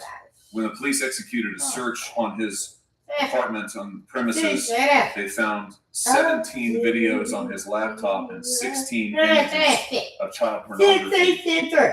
All of them very graphic. Some of them involving very young children. The 17 videos in particular, this is from the government sentencing memorandum in this case, just so we understand the facts. Here are some of the videos that the government charged that they recovered. There was a 24 minutes and second video depicting a 12-year-old male committing a sexual act. I'm not gonna read exactly what it was. There was a 1 minute and 57-second video depicting an 8-year-old committing a sexual act. There was an 11 minute and 47-second video depicting an 11-year-old committing a sexual act and being raped by an adult male. There was a 15-minute and 19-second video depicting 2 11-year-olds committing sexual acts. There was a 7-minute and 51-second video depicting a 12-year-old committing a sexual act. So, as the government said in this case, and I'm quoting now from the transcript of the sentencing hearing, 17 videos is a lot. And some of the videos, including the ones that are described in the statement of the offense, and I've just related some of them, are very lengthy and include numerous images, numerous views, sometimes collages, sometimes multiple victims. You see the act in progress. The government goes on to describe some of these as sadomasochistic images. So this is a tough case. This is one of those tough cases you were referencing earlier. You talked about it this morning. So these cases are terrible. This is one of them. This is terrible stuff. He's not a good guy who's doing this stuff. Guidelines recommendation in the case was 97 to 121 months. So if I'm doing my math right, that's up to 10 years. And in this case, the guidelines recommendation was essentially written by Congress because in the PROTECT Act of 2003, Congress specified what they wanted the range to be in these kind of cases. And Congress also specified what they wanted the mandatory minimums to be. I know you remember the PROTECT Act because you've talked about it. You've given lectures on it. And it was enacted, as I said, in 2003. It was 84 to 0 was the vote here in the Senate. The reason the PROTECT Act was put into place is the Senate was concerned over lenient sentences by judges in child porn cases, which is what you described. You said about it, there was an increasing perception on Capitol Hill and within DOJ that liberal judges were to blame for the downward pressure on federal sentences and the legislation was necessary to bring them in. That's you in 2011 describing this law. So Congress has set the guidelines here, 84 to nothing in the Senate. I noticed the chairman voted for it, as did a number of other members of this committee. So the Congress sets the range. Essentially, it's 97 months up to 10 years. Now, the prosecutor in this case, this is in D.C., of course, you're on the federal district court. Prosecutor in this case, it's a liberal administration, I think it's fair to say. It's in the state of Texas. Someone I call it from Texas since I'm here. Prosecutor in this case, nevertheless, still asked for 2 full years. You gave the defendant 3 months. Guidelines called for 10 years. Prosecutor wanted at least 2. You gave him 3 months. And when you did, you made a number of arguments and statements in the record. I'd like to go through some of them because I've read them all. The first argument you made is that the federal guidelines that punished child porn offenders, the ones that Congress wrote, were, and I'm quoting you now, are in many ways outdated. That's your quote. And you went on to say about why you thought they were outdated. I'm going to quote you again. You say, and I quote, I don't feel that it's appropriate to increase the penalty on the basis of the number of images or prepubescent victims, meaning little kids, as the guidelines require. Because these circumstances exist in many cases, if not most, and don't signal an especially heinous or egregious child pornography offense, end quote. I just want to ask you about that because I just have to tell you I'm having a hard time wrapping my head around it. We're talking about 8-year-olds, and 9-years-olds, and 11-year-olds, and 12-year-olds. He's got images of these. The government said added up to over 600 images, gobs of video footage of these children. But you say this does not signal a heinous or egregious child pornography offense. Help me understand that. What would you use if it's not heinous or egregious? How would you describe it? Thank you, Senator, for letting me address the concern that you put forward based on the record that you've reviewed. As a judge who is a mom and has been tasked with the responsibility of actually reviewing the evidence that you would not describe in polite company, the evidence that you are pointing to, discussing, addressing in this context is evidence that I have seen in my role as a judge. And it is heinous, it is egregious. What a judge has to do is determine how to sentence defendants proportionately consistent with the elements that the statutes include, with the requirements that Congress has set forth. Unwarranted sentencing disparities is something that the Sentencing Commission has been focused on for a long time in regard to child pornography offenses. All of the offenses are horrible. All of the offenses are egregious. But the guidelines, as you pointed out, are being departed from, even with respect to the government's recommendation. The government, in this case and in others, has asked for a sentence that is substantially less than the guideline penalty. And so what I was discussing was that phenomenon, that the guidelines in this area are not doing the work of differentiating defendants, as the government itself indicated in this very case. And so that's what I was talking about. What I want to show you. Well, when you say you think you know, very seriously. These cases include the notion by many defendants that the folks at issue, the defendants themselves, are collecting these images on the internet. They're terrible things that have happened, but they're not involved, say the defendants. They're not focused on, what is actually happening to the children. And so part of my sentence was about redirecting the defendant's attention. It's not just about how much time a person spends in prison. It's about understanding the harm of this behavior. It's about all of the other kinds of restraints that sex offenders are ordered rightly to live under at the end of the day, sentences in these cases include not only prison time, but restraints on computer use, sometimes for decades. Restraints on ability to go near children, sometimes for decades. All of these things judges consider in order to affect what Congress has required, which is a sentence that is sufficient but not greater than necessary to promote the purposes of punishment. Well, let me just ask you about that last point. You said this a couple of times. The sentence that Congress required. Congress wanted the guidelines to be made. Congress wrote the guidelines in this case. They wanted them to be made. They gave courts factors to consider to choose between the sentencing range.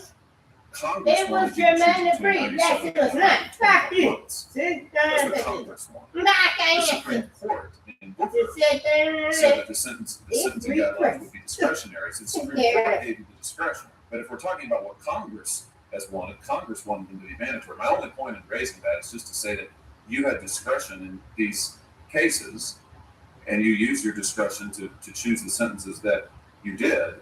Let me ask you about some of the things that you said. You said this morning, and I appreciated it, how you want to direct the defendants. You want to get them to own up to what they've done in these cases. I thought that was powerful, and I thought it was right. But let me just ask you about what you said to this defendant. You said that this defendant, for whom you sentenced to only 3 months in prison, that your collection, your collection at the time that you were caught was not actually as large as it seems. Yes, the government felt the need to respond to the record. They said the government doesn't believe that it's appropriate to disregard the number of images, that the number of images can be recorded. And in this case, the defendant has amassed an extremely large collection of child pornography. You also told the defendant, you said this seems to be a case where you are fascinated by sexual images involving what were essentially your peers. And then he went on to say the defendant was merely trying to satisfy his curiosity. Curiosity is your word. One more thing on this same idea. You said you were viewing, this is you to the defendant, you were viewing sex acts between children who were not much younger than you. And this whole discussion is about why they were giving him 3 months. Judge, he was 18. These kids are 8. I don't see in what sense they're peers. I've got a 9-year-old, a 7-year-old, and a 16-month-old at home. And I live in fear that they will be exposed to, let alone exploited, in this kind of material. I don't understand you saying to him that they're peers and that therefore you were viewing sex acts between children who are not much younger than you, and that's somehow a reason to only give him 3 months. Help me understand this. Senator, I don't have the record of that entire case in front of me. What I recall with respect to that case is that unlike the many other child pornography offenders that I had seen as a judge and that I was aware of in my work on the Sentencing Commission, this particular defendant had just graduated from high school. And some of, perhaps not all when you were looking at the records, but some of the materials that he was looking at were older teenagers, were older victims. And the point, Senator, is that you said before the probation office is making recommendations and they do so on a case-by-case basis. That is what Congress requires. That this is not done at the level of. But you had discretion, Judge. You admit that, right? I just want to be Senator, sentencing is a discretionary act of the judge. It's not a numbers game. I understand that Congress wanted the guidelines to be mandatory. The Supreme Court in 2005 determined that they couldn't be, in an opinion by Justice Scalia, determined that they couldn't be, and Congress since then has not come back to amend them, or to change them, or to make them mandatory again. And so there is discretion at sentencing, and when you look at the sentencing statutes, Congress has given the judges not only the discretion to make the decision, but required judges to do so on an individualized basis, taking into account not only the guidelines, but also various factors, including the age of the defendant, the circumstances of the defendant, the terrible nature of the crime, harm to the victims. All of these factors are taken into account, and the probation office assists the court in determining what sentence is sufficient but not greater than necessary. And I appreciate, Senator, that you have looked at these from the standpoint of statistics, that you're questioning whether or not I take them seriously or have some reason to what the hell happened? Handle them in either a different way than my peers or a different way than other cases. I assure you that I am not. That if you were to look at the greater body of not only my more than 100 sentences, but also the sentences of other judges in my district and nationwide, you can see a very similar exercise of attempting to do what it is that judges do. Attempting to take into account all of the relevant factors and do justice individually. Well, let's keep talking about this case. You also said to this individual who is an adult, tried as an adult, 18 years old, you also said to him, besides saying you thought victims were peers, you also said there's no reason to think that you are a pedophile. And then you went on to say, again, that's another reason why yes, it's not 3 months. Pedophile. And then you said, and this is something I really need your help understanding. Then you apologized. And I just have to tell you, I can't quite figure this out. You said to him, this is a truly difficult situation. I appreciate that your family's in the audience. I feel so sorry for them and for you and for the anguish this has caused all of you. I feel terrible about the collateral consequences of this conviction. And then you go on and say, sex offenders are truly shunned in our society. That's it. I was trying to figure out, Judge, is he the victim here or the victim? Well, I guess I'll be taking out You're bad saying you're apologizing to him. You're saying you're sorry for the anguish this has caused him. There was a victim impact statement in this case. It didn't get read into the record, but it was there. I've described the videos that we have. You say earlier in the case, you talk about how heinous these crimes are, and you describe it to your credit. You describe how heinous it is to your credit. And yet, here you are giving him 3 months and apologizing to him and saying you feel sorry for the anguish it's caused him, and also saying you think that sex offenders are truly shunned in our society. So just talk about that. Help me understand. Is he a victim? Is that why you said this? I'm Is that what you coming meant up by to that? Senator with my BBL. I again don't have the entire record. I remember in that particular case, I considered it to be unusual, in part for the reasons that I described. I remember in that case that defense counsel was arguing for probation, in part because he argued that here we had a very young man just graduated from high school, presented all of his diplomas and certificates and the things that he had done, and argued, consistent with what I was seeing in the record, that this particular defendant had gotten into this in a way that was, I thought, inconsistent with some of the other cases that I had seen. Part of what a judge is doing, as required by Congress, is thinking about this case, thinking about unwarranted sentencing disparities, that's in the statute, other cases, other determinations that a judge may have made about this. I don't remember in detail this particular case, but I do recall it unusual.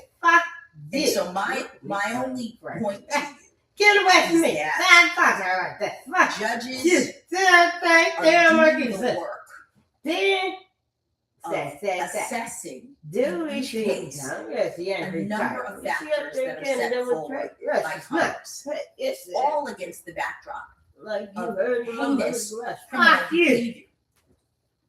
What you mean? But the guidelines are no longer mandatory. Congress has not corrected, as you would say, the Supreme Court's determination about that. Justice Scalia's decision that the guidelines are not mandatory. Congress has not said that.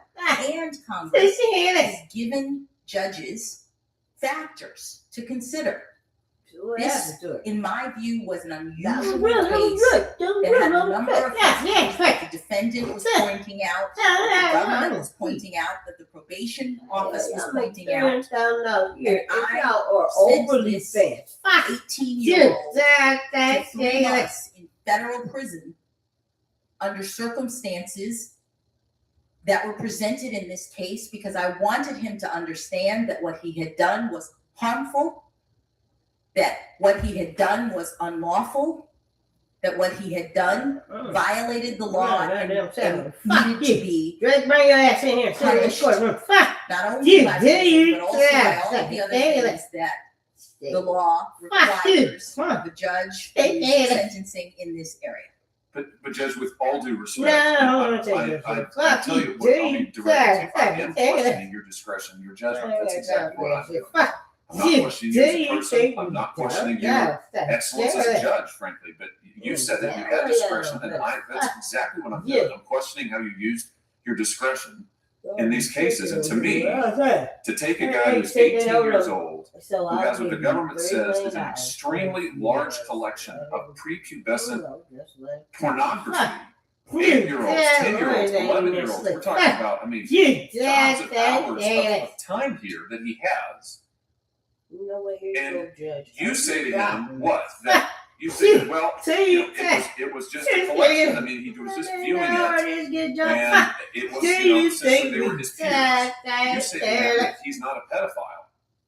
I don't know how you know that. I don't know why that's relevant to the guidelines, but maybe it is. You say he's not a pedophile. You say that you're sorry for him and what he suffered, and then you give him 3 months when, frankly, a liberal prosecutor has 2 full years. I mean, it does seem like an extraordinary case to me. It would bother me no matter what. It really bothers me when in every case child porn cases have discretion. You've sentenced below the guidelines and below the guidelines. And saying that sex offenders are truly shunned in our society, as you said to him, it reminds me, it echoes what you said as early as law school on that Harvard Law Review article Senator Blumenthal was just talking about. There you say, and I'm quoting you now, in the current climate of fear and revenge associated with the release of convicted sex criminals, courts must be especially attentive to legislative enactments regarding these sex criminals. I guess like this enactment here, the Protect Act, Congress. So I want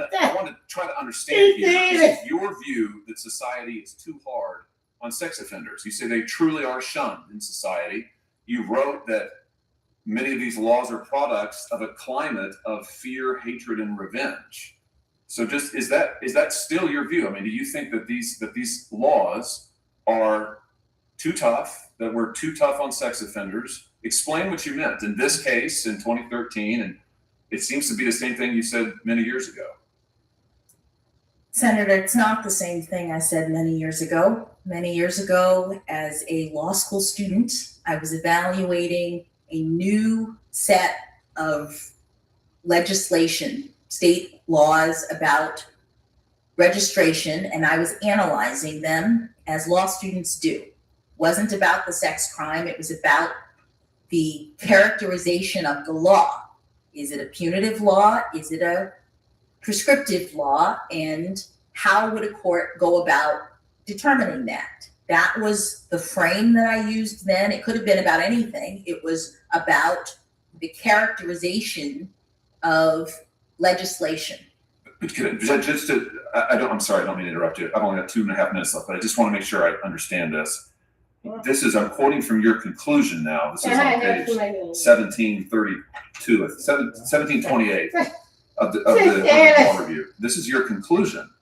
In the current climate of fear, hatred, and revenge associated with the release of convicted sex criminals, courts need to be especially attentive to legislative enactments. So that's a conclusory statement. You're saying that there's a climate of fear, hatred, and revenge that are informing these laws. And you described some of the laws earlier, I think, Megan's Law and others. Senator Cruz asked you about some of those. I just am trying to understand what you meant by that, because you're saying something similar in this case. You're saying that society's going to shut the sex. Senator, with all due respect, my article is now in the record. People can read it and they can see that I was evaluating these laws not to determine their constitutionality, not to say that they should be enacted, but to talk about the ways in which courts make determinations about the character of the law and all the consequences that follow from them. In law school, I had not had any experience in terms of the criminal justice system, and I was doing what law students do, which is seeking to analyze in a creative way new legislation. With respect to Mr. Hawkins, I was doing what judges do, which is look at the statute 18 USC 3553A, exercise discretion as Congress has required us to do, take into account all of the various aspects of a particular case, and make a determination consistent with my authority, my judgment, understanding fully the egregious nature of the crime. As you said, even the prosecutors are not recommending guideline sentences. The probation office, which is an independent authority, looking at these cases and the facts related to them, are not recommending guideline sentences. This is a particular area where the commission has seen an enormous amount of disparity, and is in fact asked Congress to come back and address to help judges who are looking at these cases to be able to rely on the guidelines. Which Congress has declined to do. Senator, in that case, we have the statute that Congress has enacted concerning penalties, and we have judges who are doing their level best to make sure that people are held accountable as they need to be in our society in a fair and just way. Well, they're not cleaning. Yes, thanks. Mr. Chairman, my time's expired. Thank you, Judge. Do you think we done? Just checking with the staff. So the original statute was passed in 2003. The Scalia decision in 2005. The Booker decision. So the original statute that I'm talking about, I'm just thinking, I felt like it was in the 80s. We think in 2003, I'm all right, and decision then by Justice Scalia, the Booker decision made the guidelines advisory, so that even though judges have to calculate them, they are no longer binding. And what it meant in the statute is that the guidelines became one factor among many that judges consider at sentencing. I'm not going to opine on Justice Scalia and his conduct and decision as it relates to the overall topic. I hope we all agree that we want to do everything in our power, reasonably within our power, to lessen the incidence of pornography and exploitation of children. You have made that clear. That was your position too. But I just want to tell you, Congress doesn't have clean hands in this conversation. We haven't touched this now for 15, 16, or 17 years. And this, you aren't the only one who faced this kind of a challenge with cases before you. I said this morning, and bears repeating, in United States versus Claus, Trump appointed Judge Sarah Sit Pittman, there. I'm about to lock your ass up. Holly's y'all. choice, Senator Holly's choice for the Eastern District of Missouri. That was Beyonce Noel Sentenced Jackson. an individual convicted of possession of child pornography to only 60 months. That was Beyonce Well Noel. below 135 Sit there. 168-month sentence recommended. Now by the get the guidelines. hell out of here. Mr. Just Chairman, you mentioned. take that large amount of money that some and get the hell fuck out of here. That's Said some very powerful fuck things in support you. of this judge. But Fuck. clearly she Oh. faced a situation Now where just she leave decided she would not and follow the go guidelines. to police or something. Sentence of less than half. You. We have created a situation because of our inattention and unwillingness to tackle an extremely controversial area in Congress and left it to the judges. I think we have to accept some responsibility for that, Senator. I just wanted to say, Chairman Durbin, since you mentioned Judge Pitlick in the Claus case, she followed the prosecutor's recommendation in that case. Yes, it is. As I've said over and over, Now, one of my this country's being concerns with overtaken Judge by Jackson is that she Mr. has not Yeah, followed like, prosecutors' serious. sentences. She didn't in the Hawkins case Right. we're just talking about, or Serious. the guidelines. And I'm happy we had a policy debate It's about too whether late. or not the guidelines are too No, lenient. anything. I would argue in the sphere of exploding child pornography, they're not too lenient at all. I think you were right the first time when you voted in 2003 to make it tougher. I would No, just they say got that Trump I isolated don't know if for you've sponsored a bill So to you change can this. still I'll be looking for it. let But I will tell you that there come isn't a long line of people to waiting Trump to back and co-sponsor this forth. controversial issue. Sit And there. if we're going to tackle it, we Sit should, but we there. should concede in the That ain't meantime. making my eyes We've left cross judges in over the lurch back and forth. in many of these situations. They might There's have no clarity in this situation. And I think the whole Yeah, do district that is no more. responsible I for the won't do overall that anymore. situation is That's to ignore fuck you. our This ain't a joke, so I don't know. malfeasance, whatever it Yeah. might be. That's We it. have Fuck you. responsibility in dealing with this. This is Beyonce Noel playing with True Witchcraft. Not on Yeah. media There it portrayals. is. She's like, dumb. This committee will do the same thing Yes. for Mr. Right. Bobby. That's Second, it.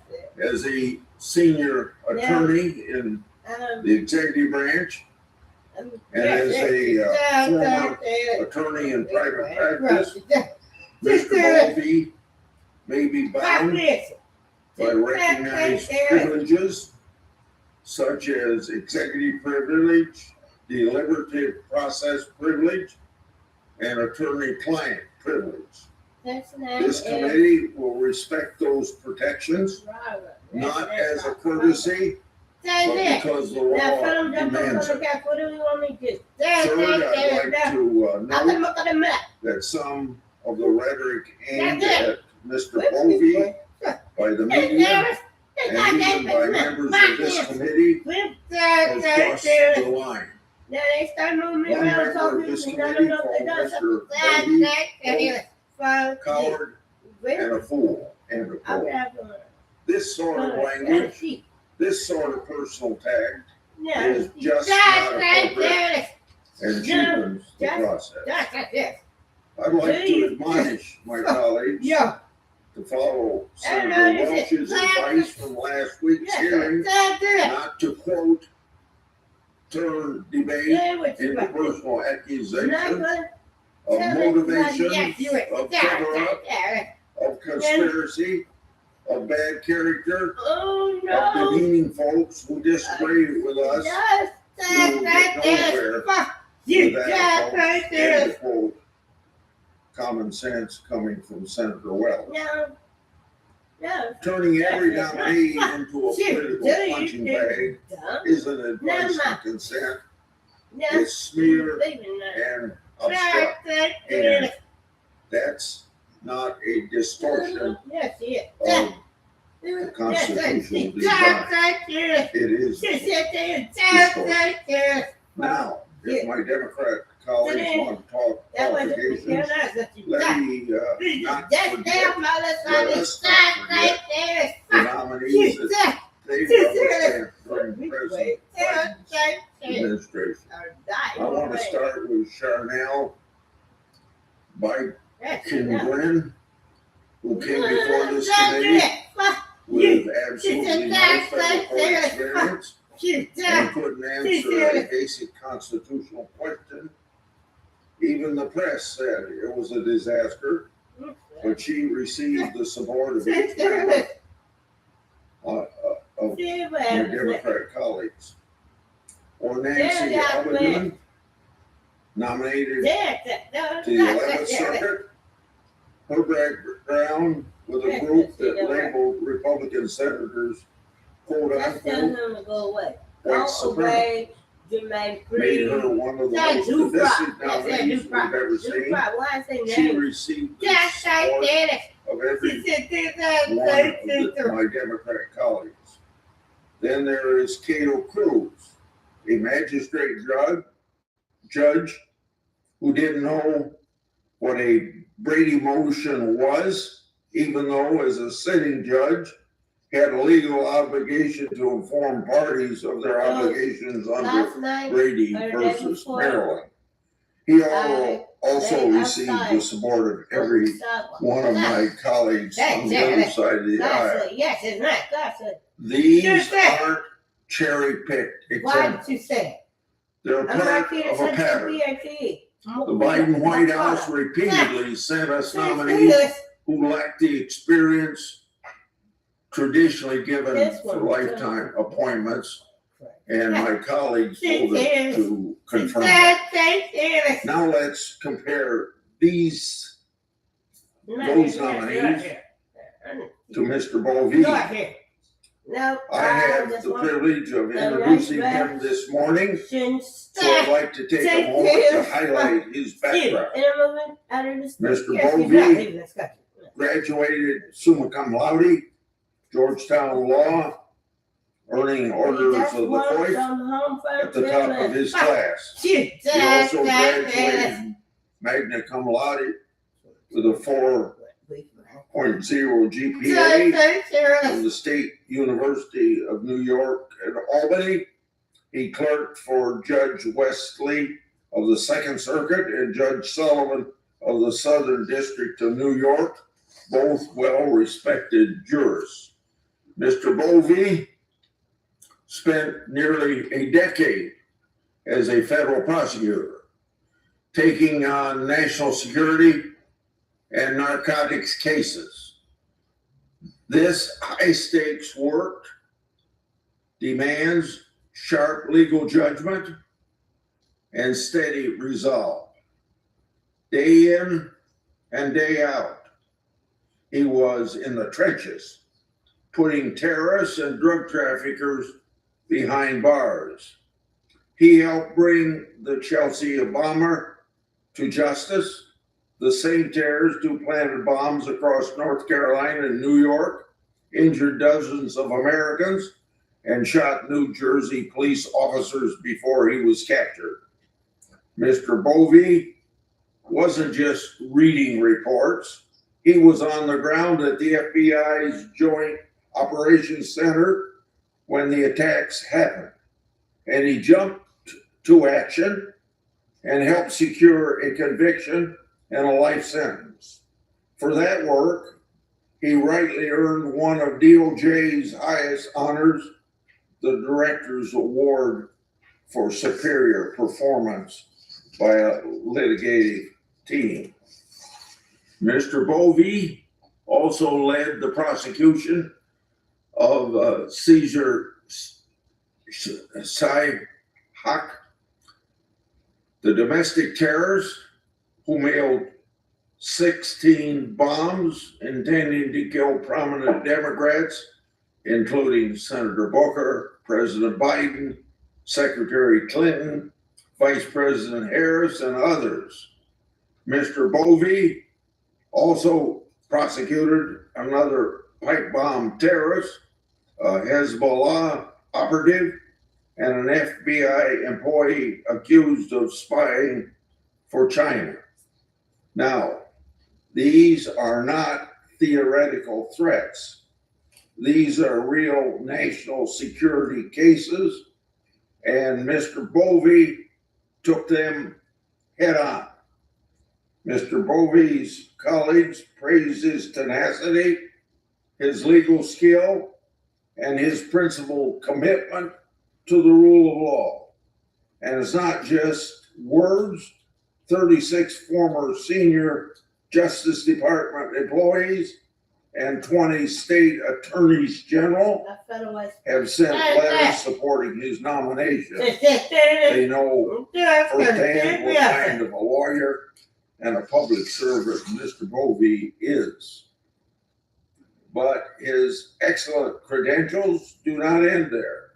In private practice, he represented clients at all levels of the federal court, including briefings before the Supreme Court, and now he's in one of the most senior legal roles in the Justice Department. So I've been recording since 2023. Now every time I say I felt one of them waist belts, which is voodoo in nature, sexual assaults. And I done narrowed it down to find out it is Ketanji, the newly appointed Supreme Justice that is responsible for them. If be crazy. There it is. There it is.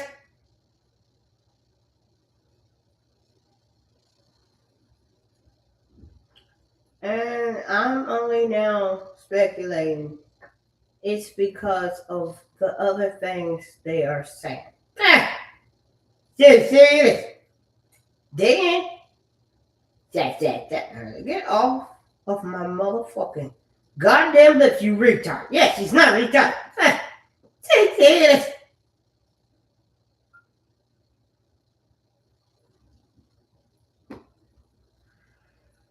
Okay, that's sure. Okay. Fuck you. What you think happened?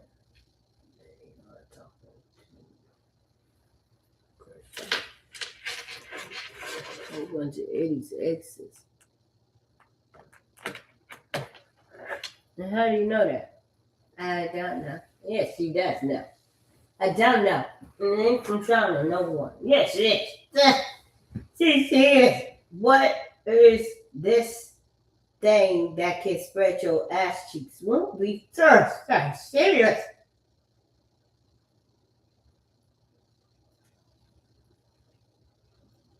What you think it's doing?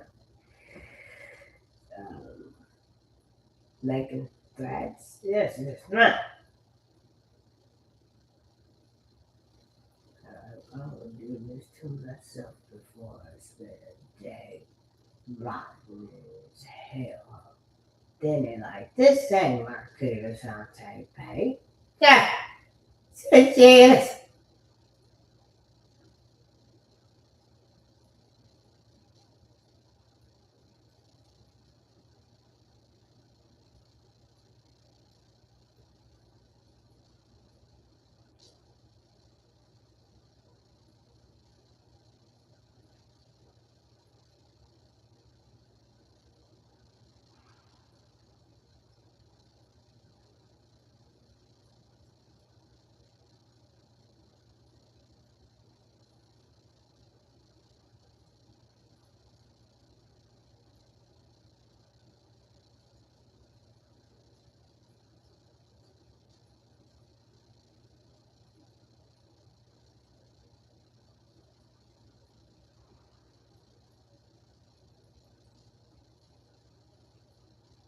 So the dream I'm referencing when I said Jamie and Fox is he must have known something about what is going on because Drake stated thanks to Jamie. Yeah. And I don't know anyone by the last name of Hannah Hine. It's could be have been spelled Hinn. I don't know anyone with that last name or any name associated to that. All I know is it could be linked to my housing. My mother stayed at the Motel 6 they tore down and made in Mary part of the Indiana State Fairgrounds parking lot area. Do you think we done?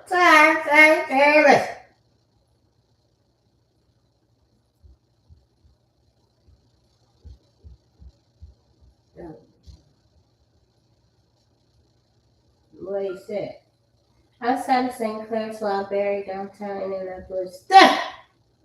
St. Louis. There's a large man in a oval-shaped object. Yes, it is a donut. Donut. Yes, it is a donut. Donut.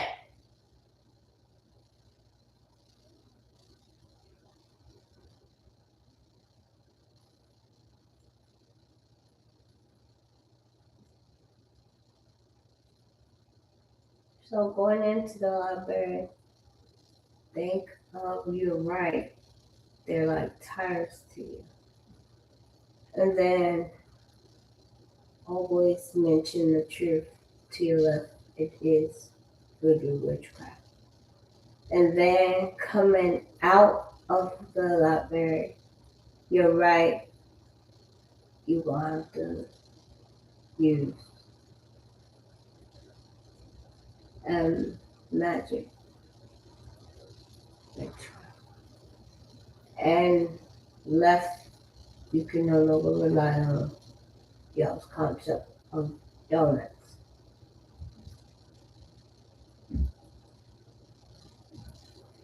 And keep marching. War Memorial Museum. As a U.S.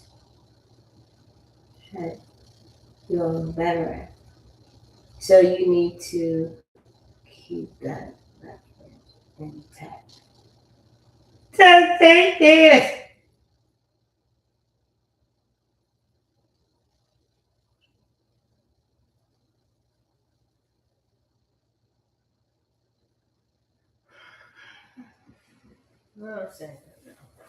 What are you doing? I'm trying to record.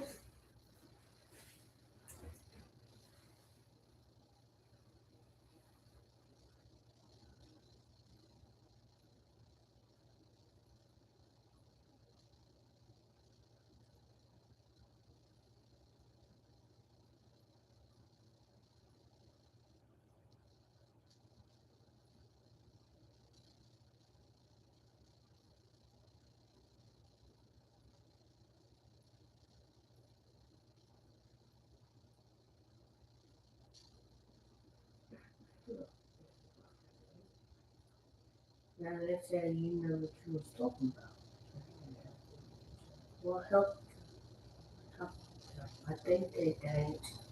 Scott still left us squad bar. Yes, they did not.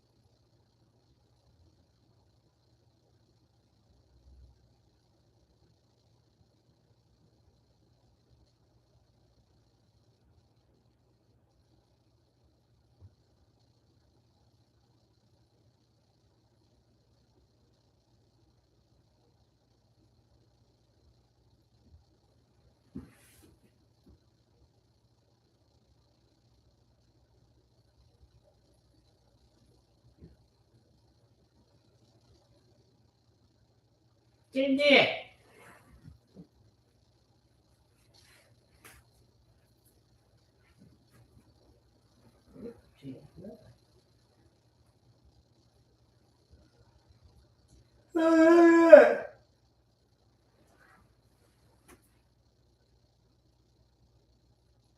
What are you doing?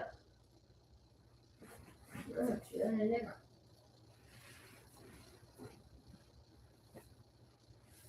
There are medals are awards for their passing their flag. This is not true. She is.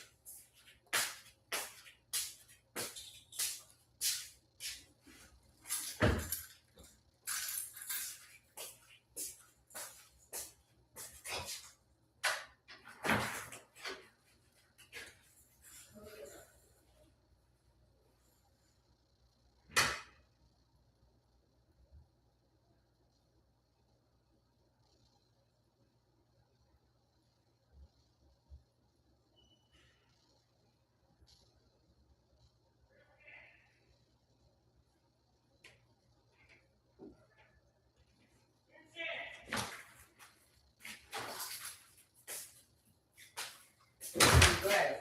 Yep. Whole family Katandi is fucking nuts. They know they're yelling on somebody else's mouth. Fuck! Yeah! She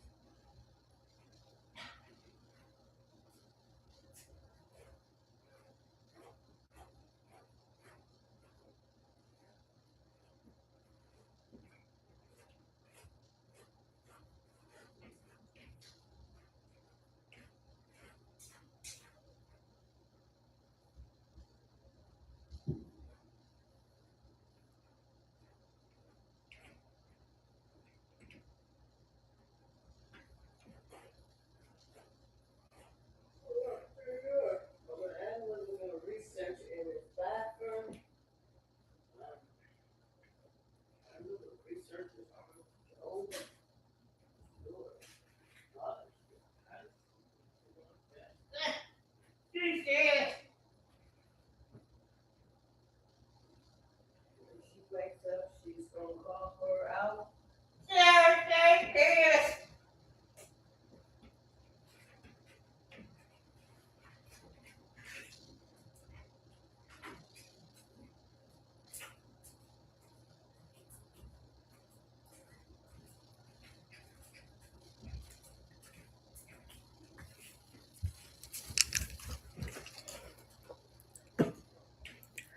So I took a nap and I'm just not waking up. It's 9:20 p.m. Saturday evening.